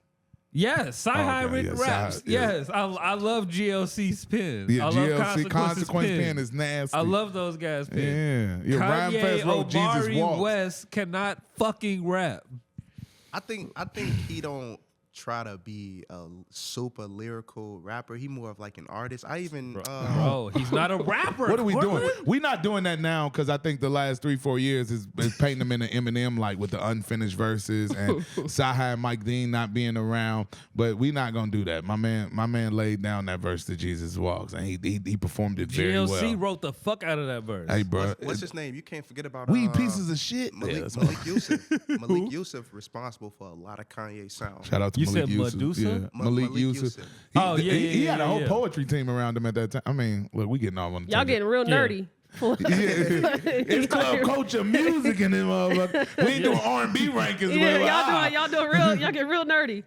Now, I love to talk about sports, and so I'm glad we have a sports guy here with us, so we can do it and geek out real quick. Let's do this. Are you a LeBron fan? I am.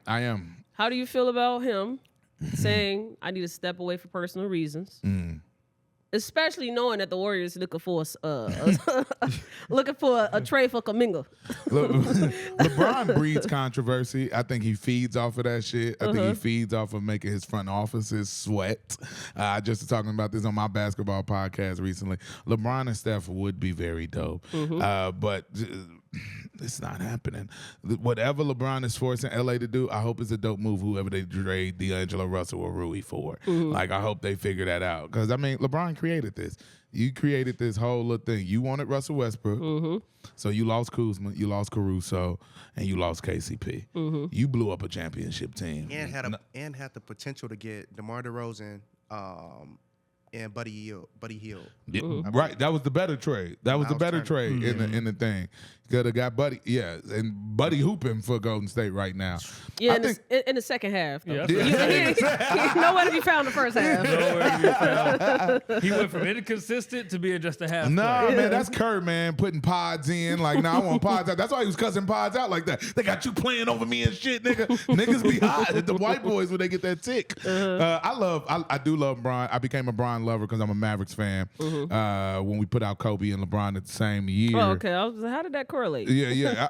I'm the first bandwagon fan of all time. Okay. I am the first. 2006, I saw Dirk on the back of the Post Tribune. Shout out to Gary, and they were playing against Shaq. My mom was a big Shaq nigga, and I was just an asshole 12-year-old, so I was just like, I'm going for the white boy. And I've stuck with him ever since. He won an MVP the next year. 4 years later, he won a chip. And now I got Luka Doncic. So, you know what I mean? Real 20 years of fandom going on right here. Thank you, Cortland. Great producer here. I jumped off that bandwagon. My Bron thing comes from I just didn't want to not represent the best player in the world. When we put Kobe out, Kobe said something that I just loved of this ain't the motherfucking Isaiah Pistons a run. I'm not retiring after I lost to the guy. You know what I mean? He was like, fuck that shit, I'm not retiring. And I was like, damn, I gotta appreciate Kobe more. And it made me appreciate Bron more. Like, he literally went and won the chip the next year, got his gold medal. And I'm just I'm a Bron nigga. I ain't see Jordan hoop, dog. You know what I mean? JJ Barrera put him in a fucking prison. Hey man, watch your mouth. Game 6, 2012. Eastern Conference Finals versus the Celtics. After Jason Terry dropped their ass off. And what we do to Jason Terry, like, I'm a Bron fan. Like, what we do to him, we dunked him. I'm just, the longevity, a 20-year run, 22-year run, you know what I mean, leading scorer of all time. Shout out to Bron, but he is a diva. He loves controversy, T. He feeding off there. I'm about to go home. Me and Bronny finna eat tacos, nigga, and they better have a trade. It better be a better rumor when I come back, nigga. That's what he doing. And he ain't fooling nobody, but I do like JJ as the new coach. I like running the offense through AD right now, and the Dalton Connect kid is really good. I think Austin Rivers has been out for a while, and Gabe Vincent sucks. As my nigga on my podcast says, the Lakers got an all-cardio team right now with Cam Reddish, Max Christie, and Gabe Vincent. They just running around out there. So them niggas don't do shit but run. Yeah, them niggas running up and down. Bron looking at them like, nigga, I got 10 tonight. Nigga, help. Like, Gee, if you like in a sports bar and a Lakers game is on, it's going to look so exciting out of your peripherals. Because you're just going to see shit moving. You ain't nobody going to be scoring. You just going to see niggas moving, bro. Once you tune in and see that score, the Lakers going to be down by 18. Some random nigga on the other team that you ain't never heard of going for 24. Lakers games have been fucking hell this season. Yeah, shout out to Diva Bron. I hope he gets what he's looking for. I mean, he forces their hand every year. I mean, not last year, but he forces their hand damn near every year. So, hey, why y'all think the viewership is down for the NBA? Because we have 92 different subscriptions that we have to get to. You got to get League Pass. You got to get the TNT subscription. You got to get the Amazon subscription. And then you have to have another subscription for ABC, ESPN. You got to get 4 different subscriptions. And then, I don't know if y'all know this because they don't work like this in Chicago, but in LA, you have to be a member of Spectrum Sports to even watch LA games. They are blacked out on whatever subscription you have. Clippers and Laker games. So that's a 5th crazy. subscription in some markets that you have to get. We branded out 5 different subscriptions, as people saying that basically, if we want them all, we're going to have to pay as much as cable. And that's just with the regular streamings with HBO and Netflix. We talking about just with basketball, we got a whole separate cable bill just to worry about. YouTube TV has a different rights, and now next year we're going into NBC over TNT, so that'll take that one over. But I think it's too many subscriptions, Jonesy.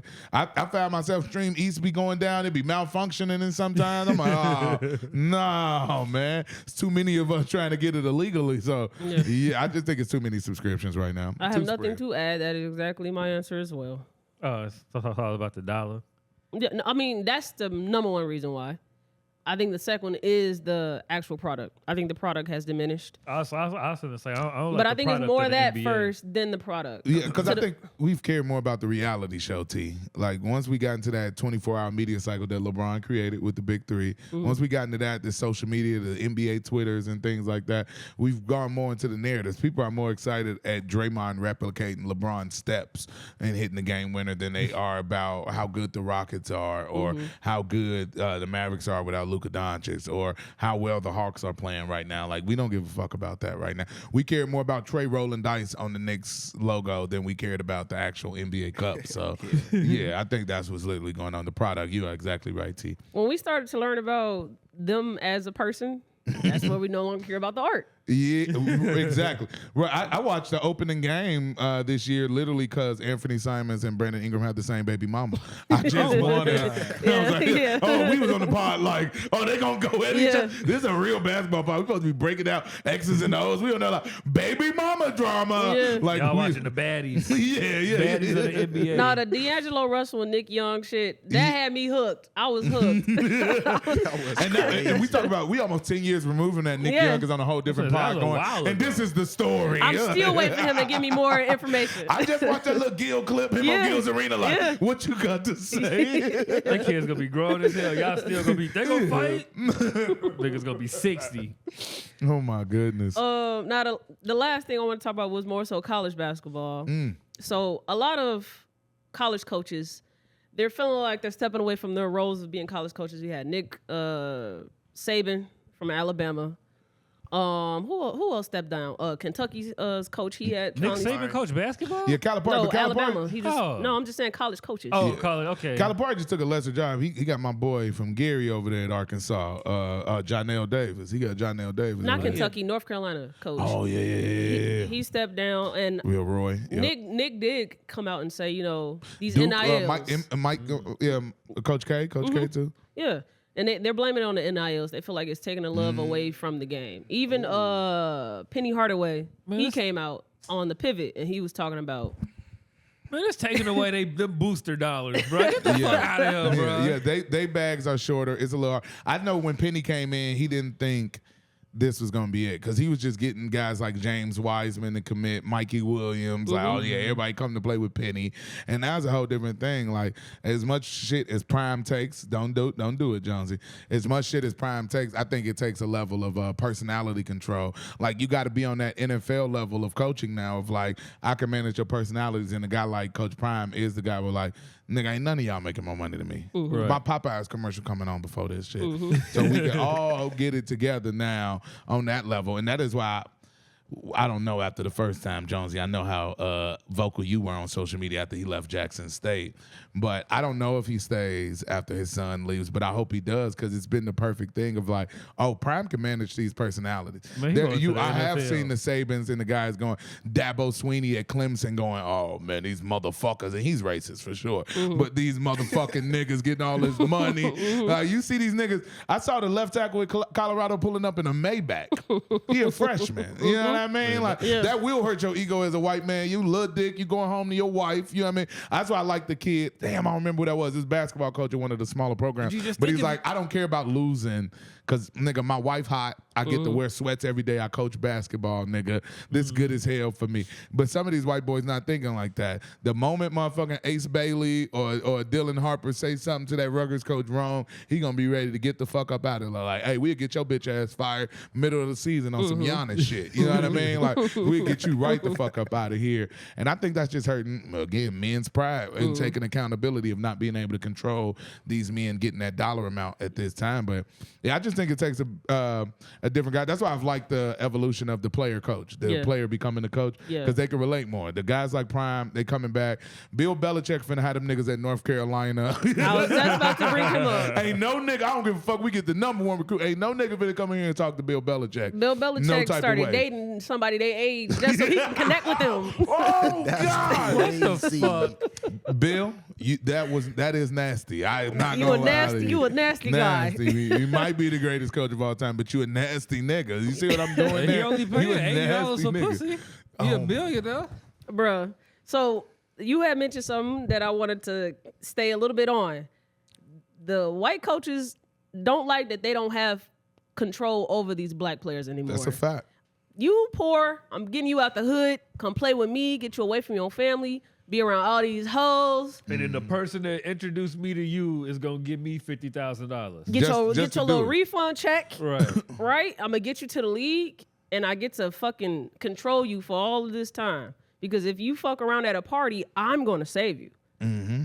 And so you're under my Right, control. because I'm paying you under the table. Yeah. Right. All the little money I was sending home. You exactly right. You exactly right. These niggas taking 4-year, $10 million deals. These kids now. Yeah. And I think it's definitely a thing of I had you under my thumb before. I had you in a position of power. If I slid Cam Newton 10,000 to go to Auburn, 50,000, whatever the fuck it was that it came out to be, I know you're not gonna be stealing laptops like you was at Florida because I'll send your ass back to Georgia. Yep. And that's why I don't even like how Cam. You talking about Cam with the doctor stuff, which is very problematic, but as well as just some of the praising of the white coach that had him at Auburn. Like, boy, you 6'6", 250. You run a 4.4 40. You was gonna be that anywhere you went. I promise you, if you put your mind to it. This white man ain't do. If you said it was the discipline, I think it was the timing. You was already at a D1 school playing behind Tim Tebow, nigga. Somebody was gonna see you. Somebody was gonna fucking see you. So this thing, and that's why I keep bringing up Prime, because I do want to see more black men coaching these black boys. I do want to see when Jimmy Horns Jr.'s father is incarcerated that you will walk him out on senior night. Yeah. It's something that's being from the G of like. That's the real coaching of making them a man. That discipline, that respect, those intangibles that you learn, and especially when you from that 18 to 22, you know what I mean? You are still very impressionable, and I just think, oh man, these fucking white men. A lot of them not even good at the sport, as good as tactically as they are. You know what I mean? And maybe that's a commentator thing, but it's just like, yo, you can't control these young boys. Yeah. You can only hope to, you can't relate to them. I mean, we can make this a topic of like, the cops, us wanting to do background checks on the cops and making sure they from the neighborhood.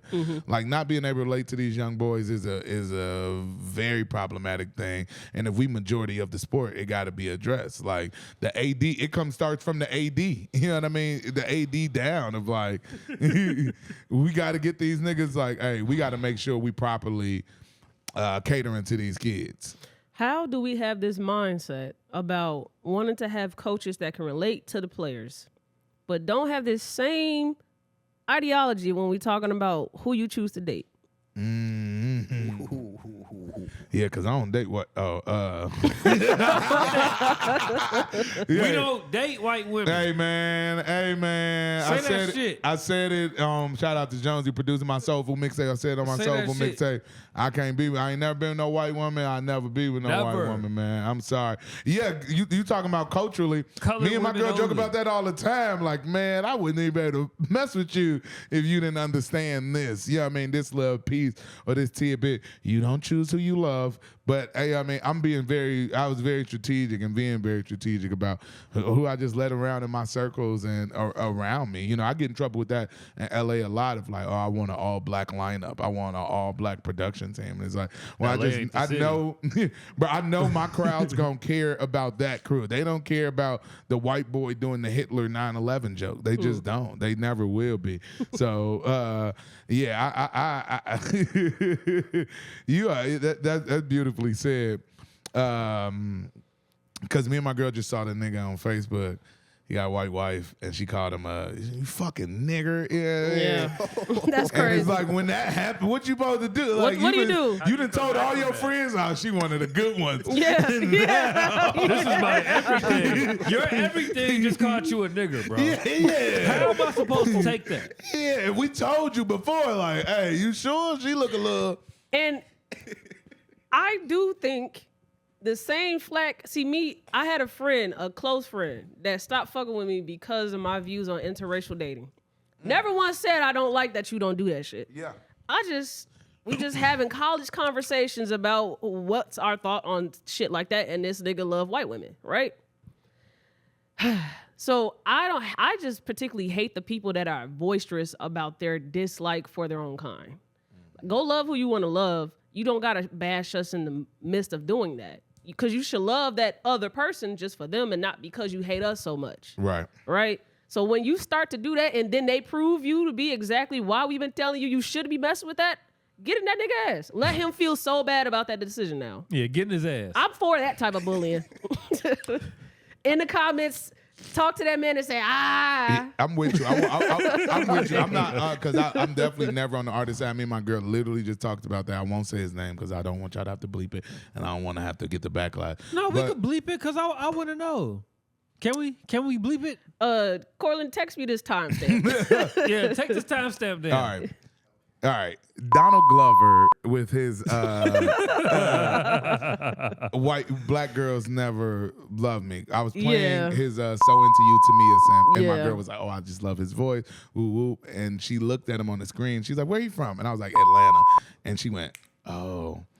I see exactly why he said the black girls didn't like him. Yeah, but it is just a mental thing of like, bro, that's some love and hate you have inside your own heart that you need to deal with. And you sitting out here, it's like my girl said, you can't bring your attitude to the whole house. Mm-hmm. Right. Like all the kids gonna be affected by it. You know what I mean? You got to be able to be mature enough to check your own emotions and be like, oh yeah, this is exactly what that is. That isn't this. You know what I mean? And how nerdy do you gotta be? Like, like how nerdy? Like, come on, gang. Like, you really think it was you being a nerd that made the black girls not talk to you, gang?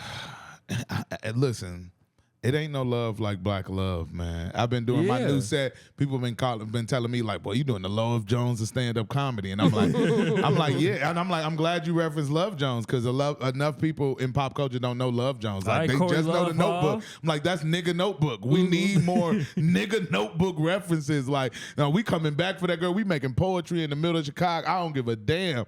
You know what I mean? And you know what's crazy, T? I've seen niggas date white women and be like, you know why I just love black women? And you be like, no, you don't. Nigga. No, the fuck you don't. I'm telling you, when you podcast and doing stand-up, you can't hide your ideology. Yeah. So it's like, yeah, nigga, you don't. That you got a deep insecurity about you not being around a lot of black women and not dating enough black women that you got to keep bringing up. You know why I love black women? You don't. It's okay, brother. I'm going to keep bringing dark-skinned shorties with a bald head around you, too. Yeah. I'm going to keep doing it.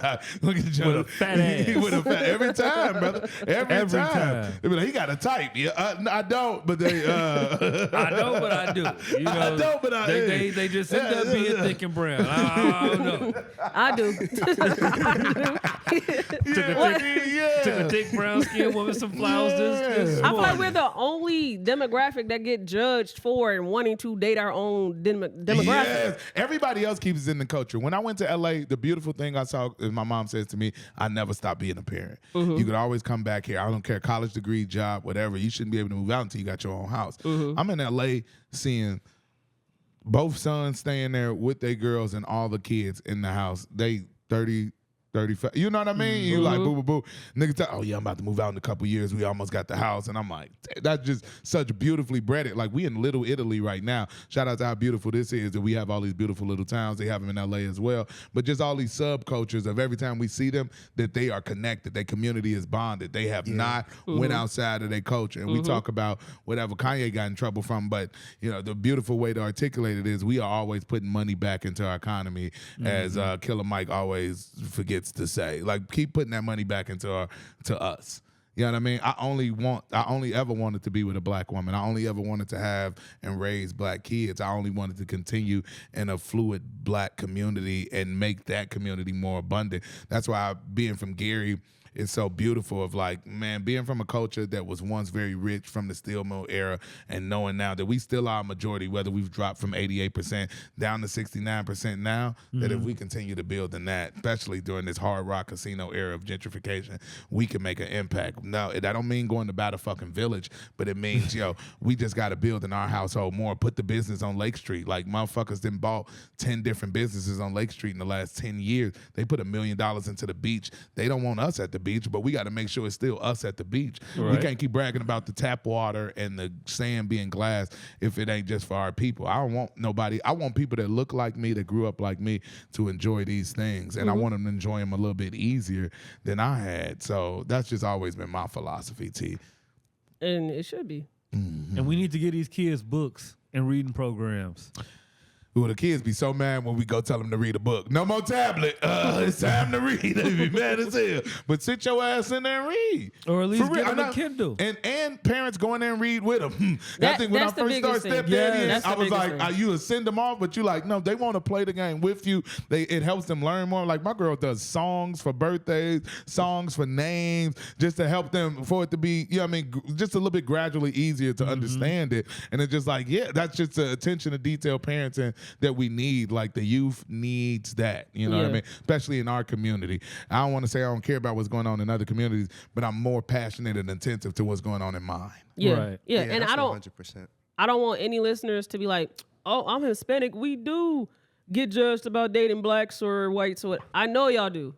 Any issue that anybody ever brings up, another race and ethnicity also has to do with that too. It just looks differently. Me and Cal, we had a Talks with T. Make sure you check that out on YouTube. Yo, that's fire. And I had talked about how homophobia is displayed comparing how white people do it and how black people do it. And I just said that black people do it in a more boisterous, bold, in-your-face way.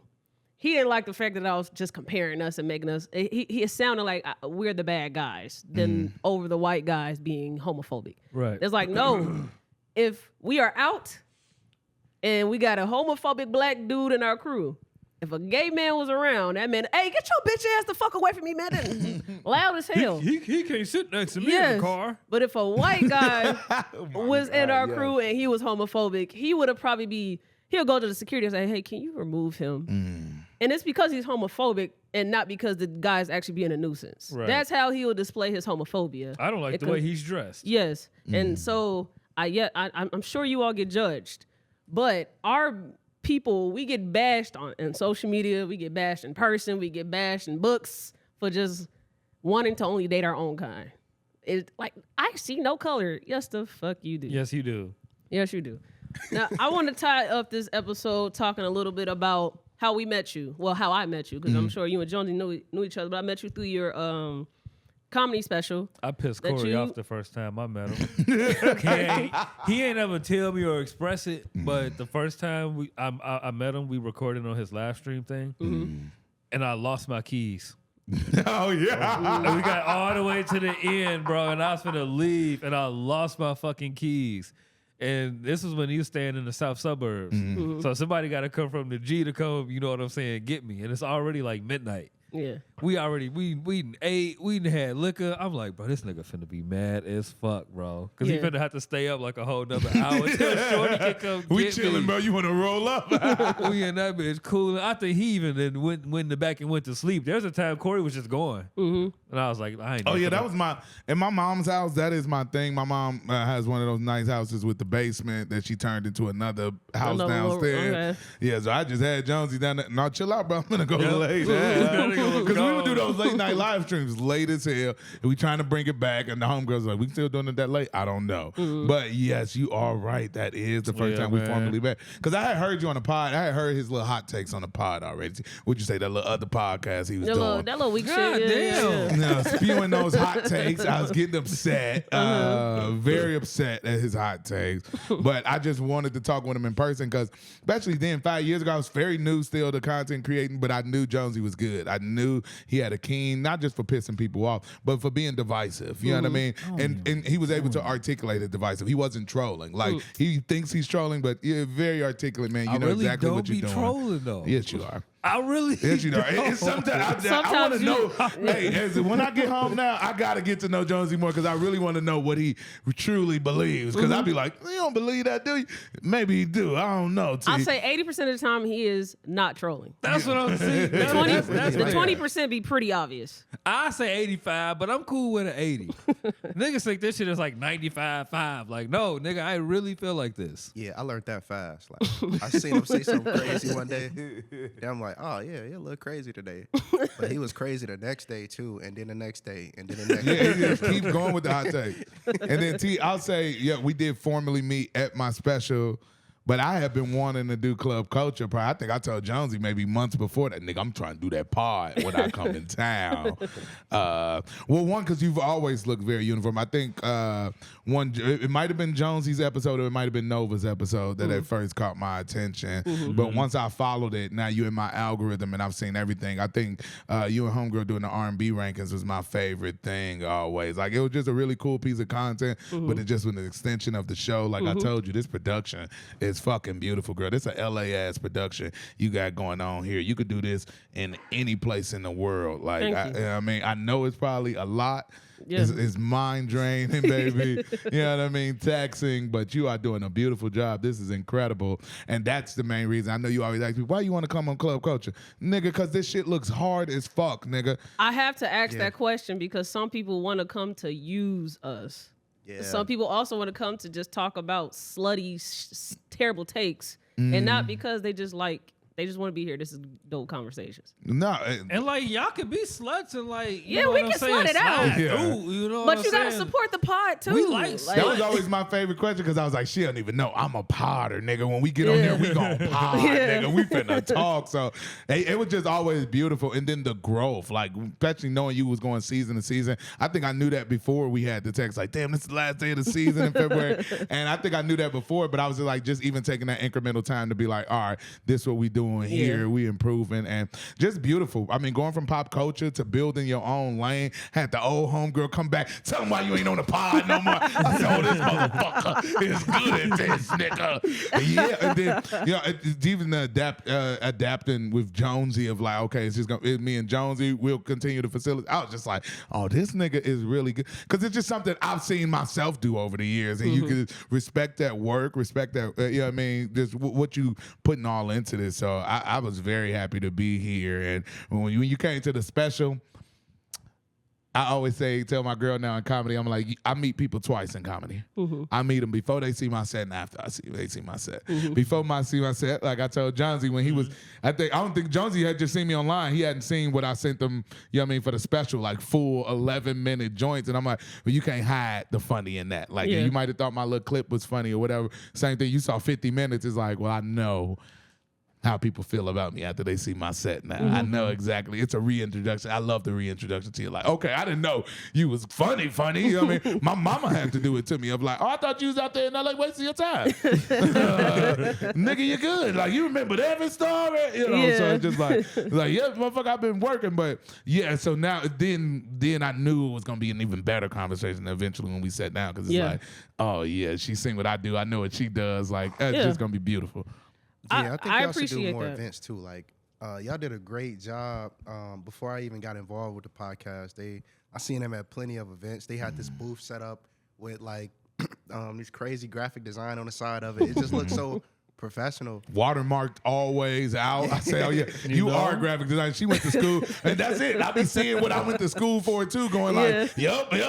Same thing, Jonesy, and I see Jonesy nitpicking people's productions all the time too. That's why I always call him anytime I'm home. Like, hey nigga, I don't want you nitpicking my shit. Come do mine. But it is just something like that. Even if you didn't go to school for something you've been studying for 10, 15 years, you do be like, nah, that little detail, niggas not even paying attention to. Oh, we got the red carpet thing. Oh, we doing the music showcasing thing. When I saw y'all start doing music performance, I say, do you motherfucking get it? Even the Club Culture Network, I probably heard you say it before, but hear you say it off camera, it's like, what the? Yeah, nigga, that's exactly what the fuck you supposed to be doing.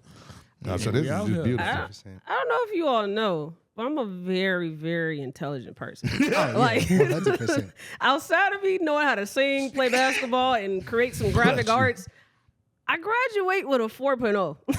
I am the highest honored student at my college. I'm about to, this is breaking news, but I'm going to be a Hall of Famer in my school. Let's go. I need a Netflix special to get at the Indiana State Hall of Fame. I'm with you, girl. I'm with you. I be flying my little Bachelor of Science all the time. Like, you know, I told the kids and step babies the other day. They was like, you think we smarter than you, Mr. Corey? I said, first of all, I got a Bachelor of Science in Communication. Yeah. The 8-year-old said, you ain't getting no good job after that. It's hard getting a good job with that degree, man. I said, girl, yeah, I'm supposed to, you got to pivot off into something. I'm supposed to do marketing or something. Yeah. Everybody in my major got a different. I'm like, how you get that one? Yeah. You listen to Dr. Mullins? My bad. But I appreciate you knowing the little details because those are things that I sit hours figuring out before I fucking just present it to you all. So I'm upset that this just watched the join the Patreon shirt happen. Like that shit. Are you? Yes, You're upset. I am You're upset. I am upset. You're upset. And before we get to this last segment, we no longer have a Patreon.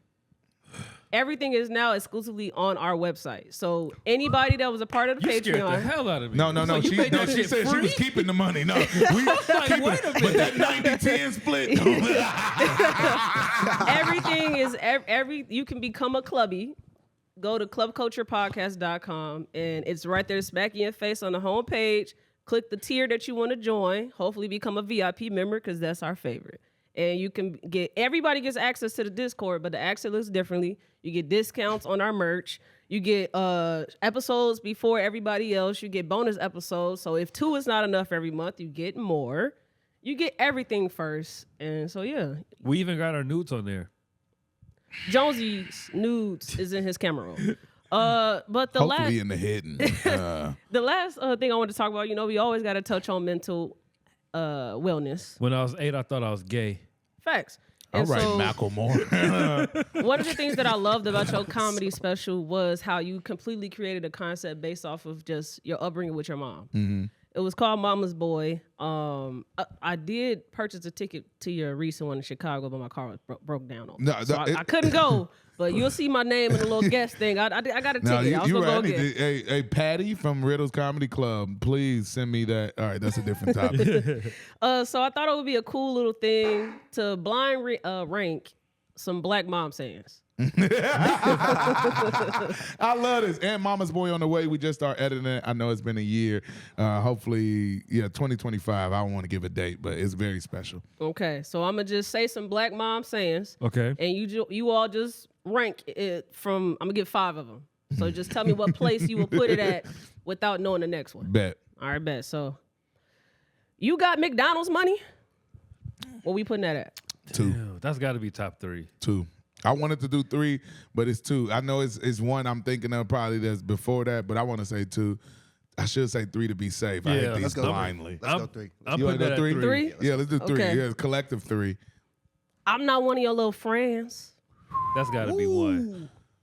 That's 2. No. That's why it was. Because that's a top 3 saying no, too. yeah, man. I'm Okay. glad you said 5. This is a top 5 saying for sure. Putting it 4 feels disrespectful. I'm cool with putting it 1 because we all done tweaked with our parents. And she told you I'm not one of you. I almost told my stepbabies that. the I'm other telling day. you, she showed you, bro. I'm going to show you I ain't one of your little friends. Yeah, I'm not your. That's my baby girl keeps saying. Hey, you don't want to be liked by them. You want to be loved, respected, and them be loyal to you. I'm pretty much voting off based off of what it did to me emotionally. Yeah, I thought your little friends hit me hard. Like, Mama thought we was cool. Okay. Man, I'll go with 2 just so I could be with the gang. Okay. I hope you know that schoolwork like you know them songs. That ain't hit. You need like 5. 5. That Yeah, I'm was about to really say threatening. 5. Okay. 5. Like, yes, I do know the Nelly song better than I do my homework, Mom, because it's 5. cooler. But you right. I haven't said it to my stepbabies yet, but I felt it of like, why do you know Drake Come and Rescue Me? This isn't even a promoted single. The 3-year-old knows it word for Take Me to the Trap. I said, what the fuck on? When we get in this stove, don't touch nothing. That might be 1. See, for that's me. 1 for me. That hurt. Damn. That might be 1 because I had sticky fingers as a kid and I got beat for taking Team Rocket, the Pokemon Team Rocket toys, and she beat me out of that store. I feel like I should put it 1, but I feel like the last one might be 1. But what you Cortland, you feeling like it's 1? That one hit I'm you going hard? number 1. Man, that's going 4 for me. I was spoiled. Okay. I ain't you get got told to that. at least go over to daddy house. I just got to see my daddy look good with his second family. Okay, so the last one. Wait, where are we putting this at? This is where we split. You got 1 and 4. I got. I'm gonna regret this. I can feel it in my comedian spirit. No, if I'm regretting it, just change it 4. But you should 4? always go with your first mind. Yeah. All right. I'm gonna go for it. I think y'all chose the right choice. The last one. Stop all that crime before I give you something to cry. Yeah, Number 1. I knew it. That's 1. Jonesy can't connect. Yeah, You you can't- know that. Boy, I got. Sorry. All right, I'll tell this story. We at the end of the pod. I got caught stealing sticky fingers from Westside Foods when I was in 7th grade. And I had the money, Jonesy. Stole some sunflower seeds. I had bought $2 worth of stuff, T. I got a honey bun, a 50-cent juice, and the chips when they was $1. That's like a walk-in, $2. what the fuck they call that shit? A walk-in passage, a coming of age or something moment? Everybody steal from Westside Foods. No, Westside Foods is a good one, especially before they got the new building. I just saw it since I ain't seen it since I had been back and was like, oh no, that it's a new one. motherfucking G. Westside Foods and came up. I stole from it. And the dude was like, "Yo, I'm give me your mama number." I give him a fake number because I'm a real nigga. And he goes, "Nigga, give me the real number." I don't know why I gave him the real number. He get the real number. My mama, we only lived around the corner. We live on Rutledge. We used to live on 17th and Rutledge. Oh yeah, you right around the corner. It's the next street over. It's on 15th and Taft. I'm on 17th and Rutledge, the next street over. My mama get over there within 10 minutes. When she walked in, this bitch looked like The Rock from Walking Tall. All I saw was a 2x4. It wasn't a 2x4, but it was a piece she had just took off of our bunk bed. She was just, I knew she was angry. That bitch was just grabbing shit. She came in, she saw me, I just started crying. Like a kid. Like, nah. She said, "No, nigga, you want to cry? I'm going to give your ass something to cry about." The phrase always hit, but she was cocking back with the wood at the time. And in the same that wood on spirit, Cortland, the little Arab dude caught the wood. And I said, "You fucked it up for me." You made it worse. Now she's swinging. Boy, I got beat so bad that day. I remember telling myself in 7th grade, my mom and I called to my high school graduation. I was like, "That bitch, you crying, you about to run away." As Kevin Hart said, I was crying that pillow like, ooh. She not coming to none of my graduations. Oh my God, I was so upset. But all those beatings, funny as hell, because I say it now with my step babies as we raising them. I'm like, damn, my mama stopped beating me and the babies. And I asked her when I got older, "Why didn't you beat them as much as you beat me?" And she was like, "Man, I was 22 when I became a parent. I really didn't know no better. I thought that was the best way to get through the message I had to get through you. And with your brothers and sisters, I just saw I could communicate. Y'all didn't always need the ass whooping. Sometimes y'all wanted the ass whooping because that would have calmed y'all down." And I just saw, I could talk through this. So anytime, because I be moody and very temperamental. And, it's just sometimes now where I'm just taking my deep breath of like, they are kids. My girl was asking me, "What do you think of what she was just saying?" And I was like, I want to say it was childish, but she's 8. So it's her being her. Like when they eat all the snacks, you like, nigga, we ate all the snacks. So it's just like, all those sayings are beautiful. And that's exactly what I did Mama's Boy, because as I tell my girl now, as I said at the end of Baby's Boy, it's like, damn, did she coddle him too much or did she do what she knew? And, a lot of times we just doing what we know at the time or what we think is right. And, it's just a beautiful learning. But the beauty of it is supposed to be that you grow and learn from that experience. So it's just like, you ain't got no McDonald's money. We try not to hit him with McDonald's money. My girl like to keep it completely honest with him of like, we have food stamps, y'all. We filled that motherfucker with food stamps. There I could go. That's the kids be asking now. Yeah, we got food stamps left. I'm like, we done told them too much. We done told the kids too much. But it's a beautiful transparency of parenting of like, damn, I ain't parent like this. I didn't communicate. When I was leaving, we all just got in the car to come here. We going through that shit this morning, and I'm ready not to tell him. And she like, just tell him the truth, because you're going to try to be agitated with him. In the moment, I was like, man, hey, look, man, y'all know what happened to the car this morning. Everybody calm the motherfucker down. All right, y'all finna get dropped up. And everybody was just like, oh, okay, Mr. Corey. And we had the dog in the car, too. We had the whole family in that motherfucker. Deep but I promise you, everybody was in the car chilling. She tapped me in the middle. That's why I love my baby. He was so mad the dog was coming, and look at him sitting down quiet in the back. Look back, Cortland, that little motherfucker talking about, he looked at me, licked his lip. I'll sit down. This nigga good. So that's beautiful. Man. That is beautiful. I love everything that you just said, man, because we are gonna do a gym to end the pod, but we're gonna do a mom gym to end the pod in celebration of Mama's Boy. Come on now. Mama, you hear that? And we fuck with Corey's mom. Shut up. My mama is she's a funny lady, man. But before we do that, I just want to ask you a question. We went viral like 3 times last episode. Hopefully we can match that with this one, but no thanks to you. We have a lot of new listeners that found the pod, so they probably don't know how we get down. But we are a mental wellness podcast, right? And so I wanted you to just give the viewers, someone that has been avidly watching and listening and following in, what does club culture mean to you? Club culture is beautiful. I love that you called it club culture. That's exactly what this is. You are a social justice warrior. Can come off negative, but you are a big advocate for Black culture, and you continue to display that in every episode. I think everything that club culture has done musically, and that's why I get in love with culture. And I know it's club culture music on these, and how big of an R&B fan you are as you are an artist. But no, this has just meant more, from every guest you've brought on to bringing on Jonesy's crazy ass mind. To bringing on me meeting Cortland today and seeing how artistically inclined he is. This is culture. I mean, I used to do a pod called 15 Minutes of Fameless, where I was trying to bring on artists from my neighborhood to tell their stories, and you found a way to do that while also telling your own story, while also continue to build on a brand and make it universal, not just to the Chicagoland area, but to everybody. Anybody I've sent this podcast to, especially when I send that Instagram page, they like, ooh, that look good, because the LA nigga look follow account to follower first, like you got it good, but they also looking at that thumbnail ratio, how clean the graphics are, and I think everything you've done, you gonna click a clip, any clip you click, you're gonna be like, oh my God, the uniformity.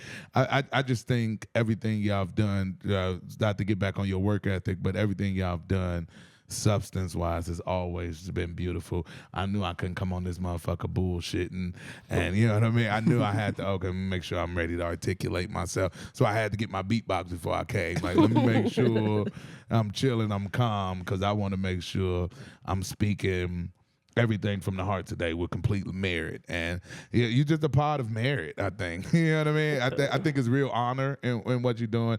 And when I hear club culture, I always think Black culture. I always think like, oh man, soon be I'm rooting for everything Black. Like, that's what it always feels like. Whenever I hear club culture, I get scared for a minute.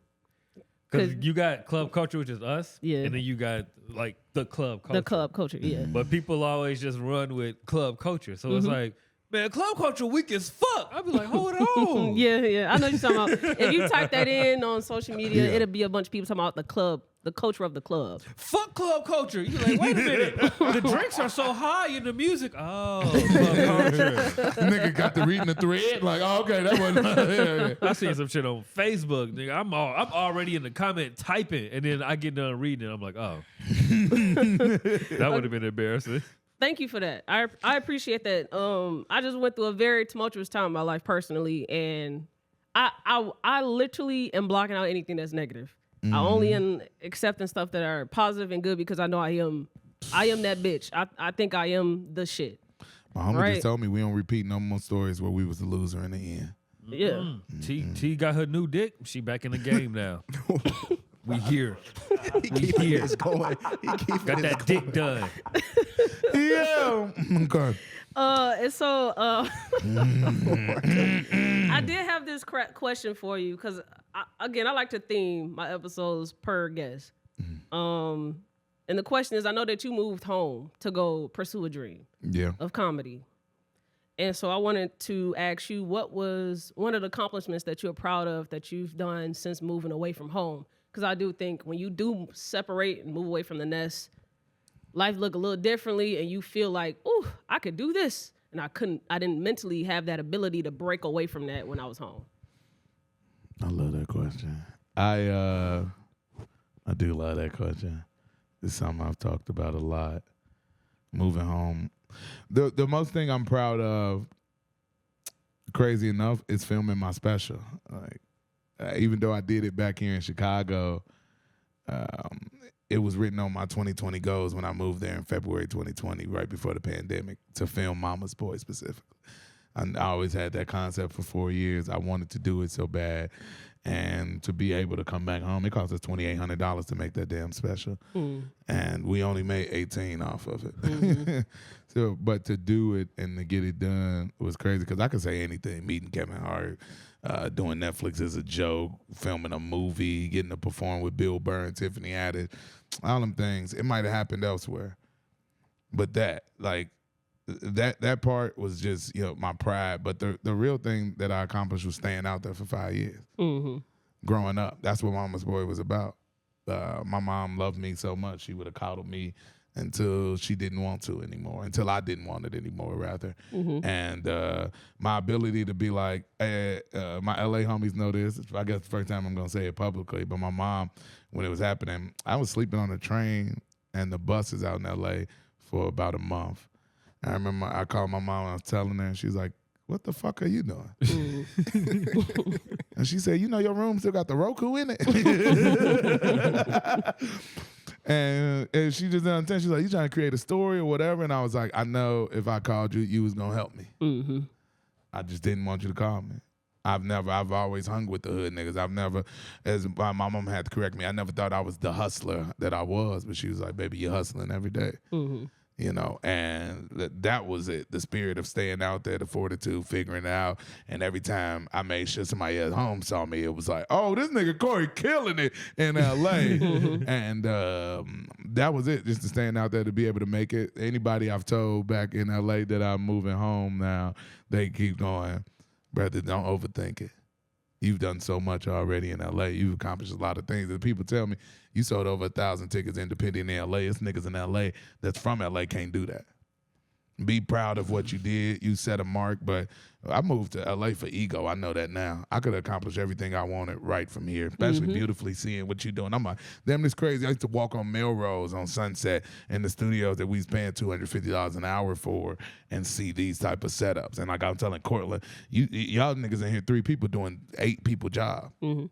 You know what I mean? And see it like this, it just reaffirms that feeling of like, oh, I could have just always did this at home. But just staying out there, T, that was the biggest thing I accomplished, was like continuing to be able to fight every day with the homies, with my homies that we had built something out there. And we're going to continue to build. A lot of the homies moving to Chicago in 2025 as well. That's great. But to the homies that's not, you know what I mean? We did some dope shit, and as my mama said, I'll be back in LA plenty of times. You know what I mean? I'm gonna be booked a lot because I built that rapport. I built that. I get DMs every week now. A nigga just hit me 3 times. I got to hit 3 times yesterday because the tour is over, and niggas going, what we doing this weekend? Because everybody, the homie calling me, hey, you ain't asking me to pick you up from the airport. You back? You know what I mean? Of that. So I just know the love that I got out there and what we made, but you know, we didn't become big superstars, you know what I mean? We did some gradual shit that I feel like what we beautifully talked about here that I'm gonna be able to come home and capitalize on even more because I've learned from those mistakes and those babies, and they mama not gonna let me slack. So, yeah. And you only made $1,800 from it so far. Talk about it because it ain't out. So I know you sound like my producers. You know me, what I'm producer. saying? You sound like my producer. They say we at 800 for it. You know, it's only $1,800 so far. They say 1,800 and counting every time we speak. They like, it's 1,800 and counting. I'm like, oh, y'all niggas is good at this. Yeah. Because I will say, I can't say who it's getting sold to, but we are selling it to a distribution company, and it will be on a big platform. So that's really dope, and that's where you're gonna profit. Man, as I've been told, you know, but we plan to eat off Mama's Boy. Mama's Boy was a beautiful moment. I'm glad we spent all that money on it. Even on this tour that we've done, I've learned a lot and spent a lot of money. And I was just talking to Jonesy about that last week at the last show of like, he's like, man, as long as you get in the black, man, you good. And I was like, yeah, eventually, if I get in the black, you know what I mean, that's good. But it's definitely everything I've just taken away from it. Like, oh, I know not to do this. I know how I want to approach this now. I know how I want to do that. And that's even the guy Niles, who I've been on tour with a couple times, told me when I was doing my own tour of like, you about to learn a lot. You about to learn why I was acting like that whole time on some of those, of being the guy that's paying everybody out and having to work this thing. So it's just like, yeah, no, it's all been a beautiful process. I've learned I won't say everything. I know as much as I know. But I've learned so much, and I'm just happy to be back home. Like, LA was just a step in the journey, and we about to make this shit pop at the crib. You know what I mean? Shout out to La Russell. Facts. 100%, man. I think that people can make like a very monumental shift in their mindsets and in their lives once they realize that they're going to always be the cause of everything that they desire to see happen. For them. Ooh, that is a bar. Yeah, like me, like I was almost, caught up into like the whole LA thing because of course that's where people go to make they, film dreams happen, and you want to run into producers or you want to shadow these great cinematographers. But I don't know, man. Like once I just realized that it was always gonna be me to ignite anything I was trying to do. That's when I ended up shooting a movie at home and actually had like a good turnout from it. And that just helped me to realize that it's almost like praying to God to do something for you as opposed to him doing something through you. You know what I'm saying? And that's like the difference maker. Boy, And that's why my mantra is start where you are. Yo, beautiful. Because it's the simplest thing you can do. That's really the... and you don't know what you do until you start doing shit. Yeah. You at least got to start. You the common denominator in all this. I love that, Jonesy and Cortland, because you are the common denominator, and that's something I definitely learned. I had to learn in LA. Like, that's why I say it was meant to be. I had to go there for 4 or 5 years, because I don't know if I would have learned that here, but I know I could have did what I did here. But I definitely learned I was the common denominator. Like, we was doing shows in the backyard. It's a few hundred people the first time we came out. It was 150, 225 the second time, 170 the third time. We got kicked out of the backyard because the white man he didn't know some niggas was going to bring this many niggas to him. And, man, I kept doubting, man, was we going to be able to do this? I've been at 7 different venues in L.A., and all was the same result, that we packed them out every motherfucking time. And my boy Stephen Marcus always tells me, you the common denominator in these crowds coming out. Always remember that. You know what I mean? So even when we do it in Chicago and we do it and you still see the same result, the same thing is being reiterated of like, oh, I can make this happen anywhere I want. You know what I mean? So that has been one of the biggest parts of the decisions of like, oh, we just gonna make it happen here. I just got put in that same groundwork I put in LA. So I'll give a little insight into my brain. Because a lot of the moves, the little details and stuff that you pick up on is because I strategically research and study before I go figure out how to artistically now display that, right? I always question, why do our biggest acts, legends from Chicago, move away? Then they get big and they never come back. Kanye never came back. R. Kelly never came back. They come here, but they don't come here and they want to house and build talent here. Yeah. Right. And so I always thought that Chicago was one of the greatest cities of music, regardless of the genre, right? And so I always, why don't y'all stay here and do it? Especially specifically in this time, you can. There's no reason why you need to go to LA and Atlanta anymore. And so club publishing music is to highlight R&B music and specifically Chicago artists, local Indiana region artists first, and then we branch out to the bigger other states. But that the idea started with just me just thinking about, why do y'all niggas move? You hitting it on the head. Well, I would have moved, but I got left. my dad did that to me. Just lastly, yes, that's why I love that, because you can make it work. Anytime I've been in LA the last 5 years and a motherfucker go, "Are you from Gary? You from Chicago?" They go, "Oh, that's why you so funny." Yeah. You a Chicago comedian. Yeah. It's crazy. Yeah. You know what I mean? Like the guy, Jonesy, you saw him on the show as well. My guy Niles, he writes on Dave. He wrote on Dan Harmon's Corpopolis, all this good shit or whatever. But he literally he loves Chicago the most outside of LA. He's from Mississippi. Because Chicago shows the most love comedically. Anytime he's come here, it's sold out. We just did 3 shows in somebody's basement on the north side, and it was just packed out in fucking church pews down there. So like to see it, my bad, it's a secret location. Shout out to Niles Basement Fest coming in. Yes. I don't think I'm supposed to reveal that. I'm so mad that I forgot to do a top 3, but I'll save it for the next time you come. Oh, yeah, because I'm coming back. I live here. To wrap up this episode, we like to end it with gems. But this time, in celebration of Mama's Boy, I want us to say one thing we would say publicly about our moms, or just to our mom. Give your mom a gem or a message. You a real ass nigga, Lord. Oh God, I would. But I'm sorry. If that's what you want to say, that's what you want to say. Okay, Cortland, you got something for your mama? That's our relationship. Yeah, man. I guess. Yeah, let me go off what Cortland gonna say. That's crazy. I play too fucking much. Gotta influence the nigga to say something sweet to his mama. That's crazy. Yeah, I mean, that's something sweet to us though. Like that's just our thing. Yeah, I get that. I would just say, cause similar to you, like my mom never closed the house off to me. Like she didn't kick me out when I turned 18 or nothing like that. So it really gave me a, let's say, a cushion for taking risks and going after, certain things that I wanted to pursue. And so Yep. even to the point, like, I dropped out of college in my senior year. Dean's List student, but I just knew that I didn't want to go into biology. I was just doing that to remain close to the sport. Yep. And so finding my passion in, film, calling her right away, like, can you buy me this $1,200 camera, this and that? Like, she never seen me. She was like, what you finna do with it? And I'm like, I don't know. I just feel like I need this.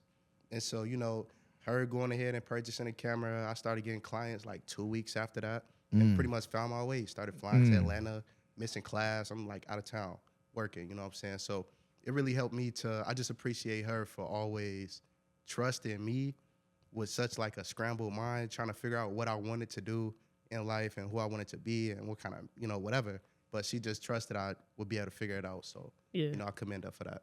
Jonesy was right. We should have let Cortland speak first. Every time we're going to let you go first. Yeah. You gotta start. He beautifully articulate that because I know exactly. I'll say, just based off that, I would just want to thank my mom for never letting me shut up. I keep telling my girl, my mom never quieted me. Yeah. And it's the same thing with my dreams. She always helped me. My mom bought my ticket to L.A., you know what I mean? My mom gonna probably buy my ticket back to LA so I can go get my stuff. You know what I mean? That lady I love with my whole heart. Just understanding, writing something like Mama's Boy of like, it was trying to be both parents. And in the spirit of Jonesy, my mama GD Queen.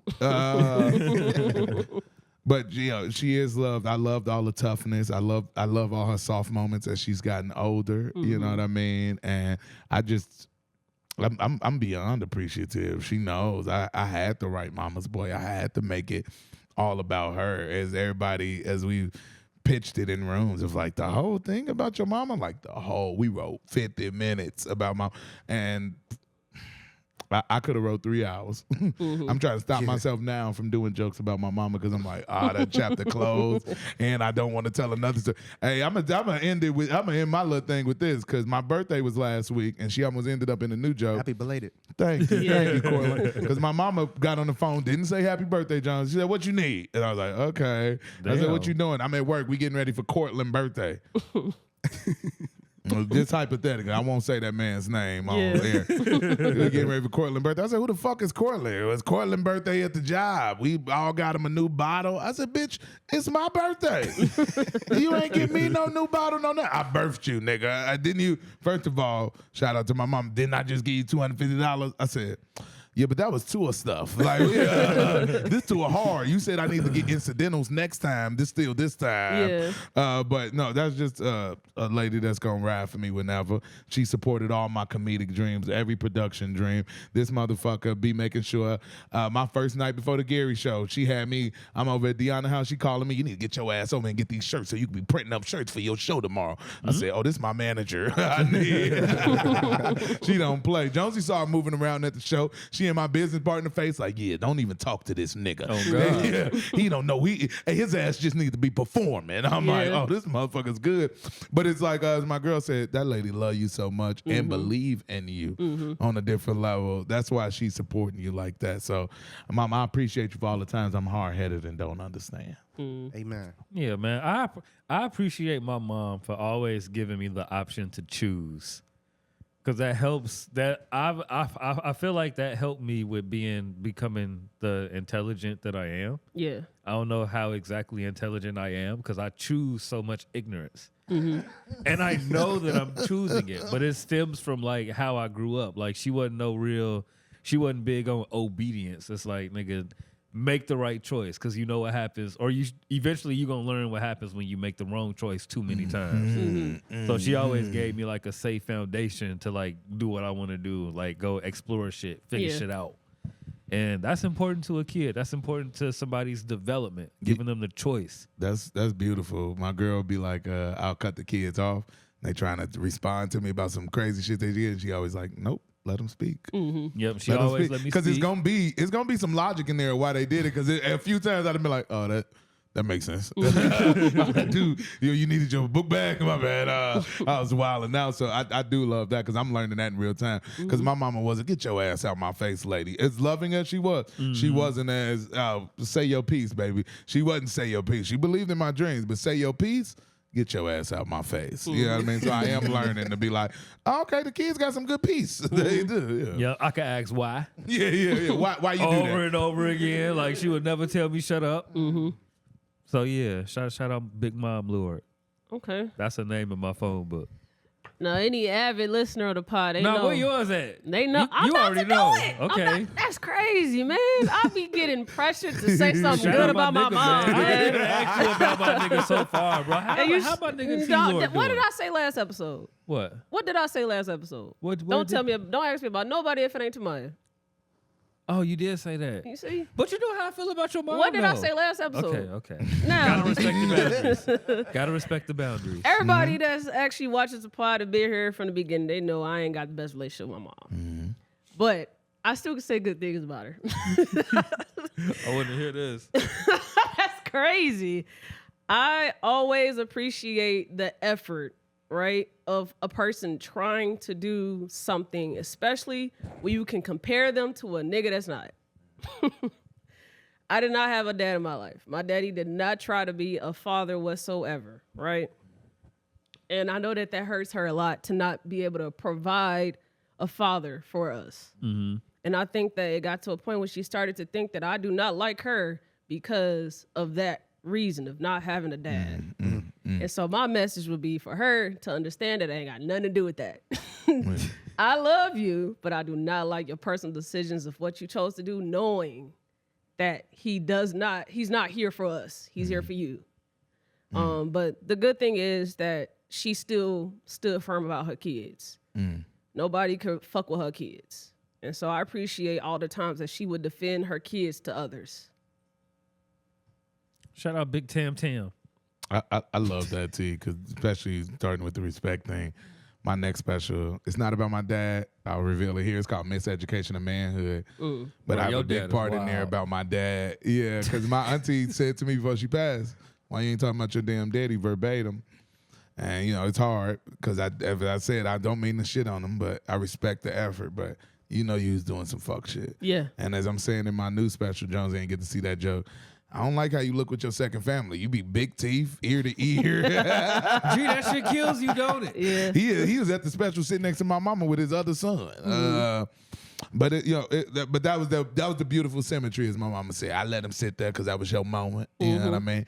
I'm gonna let him act like he not there, but I don't want to shit on my parents. You know what I mean? Unless I got to shit on my parents. You do something make me shit on you, I'm shitting on you, nigga. Yeah. But I love that you say I do respect the effort, because I say that a lot and niggas be like, you just respect his effort. I'm like, the nigga, he do try. You know what I mean? Not I guess. Sorry, Dad. You be trying. Yeah. But You could have chose to not try. So I'm at least respect that you chose He always to had a try. choice. the effort you putting in, like, okay, like he is I'm still trying. give you a performance rating. Yeah, right, because you performing. Yeah.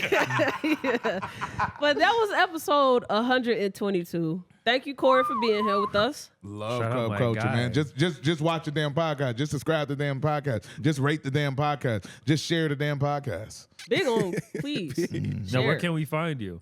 Oh, you can find me everywhere at Corey D Voice, Corey, 2 E's and duh, like D Stallion, Corey D Voice on all social media platforms: YouTube, TikTok, Facebook, Instagram, Twitter, wherever you can find me. I have 3 bodies of work out I put out this year. Jonesy did my first one this year. We out put here. jokes over beats. We are very original. I know some people have done it. They ain't did it like us. Shout out to Smitty.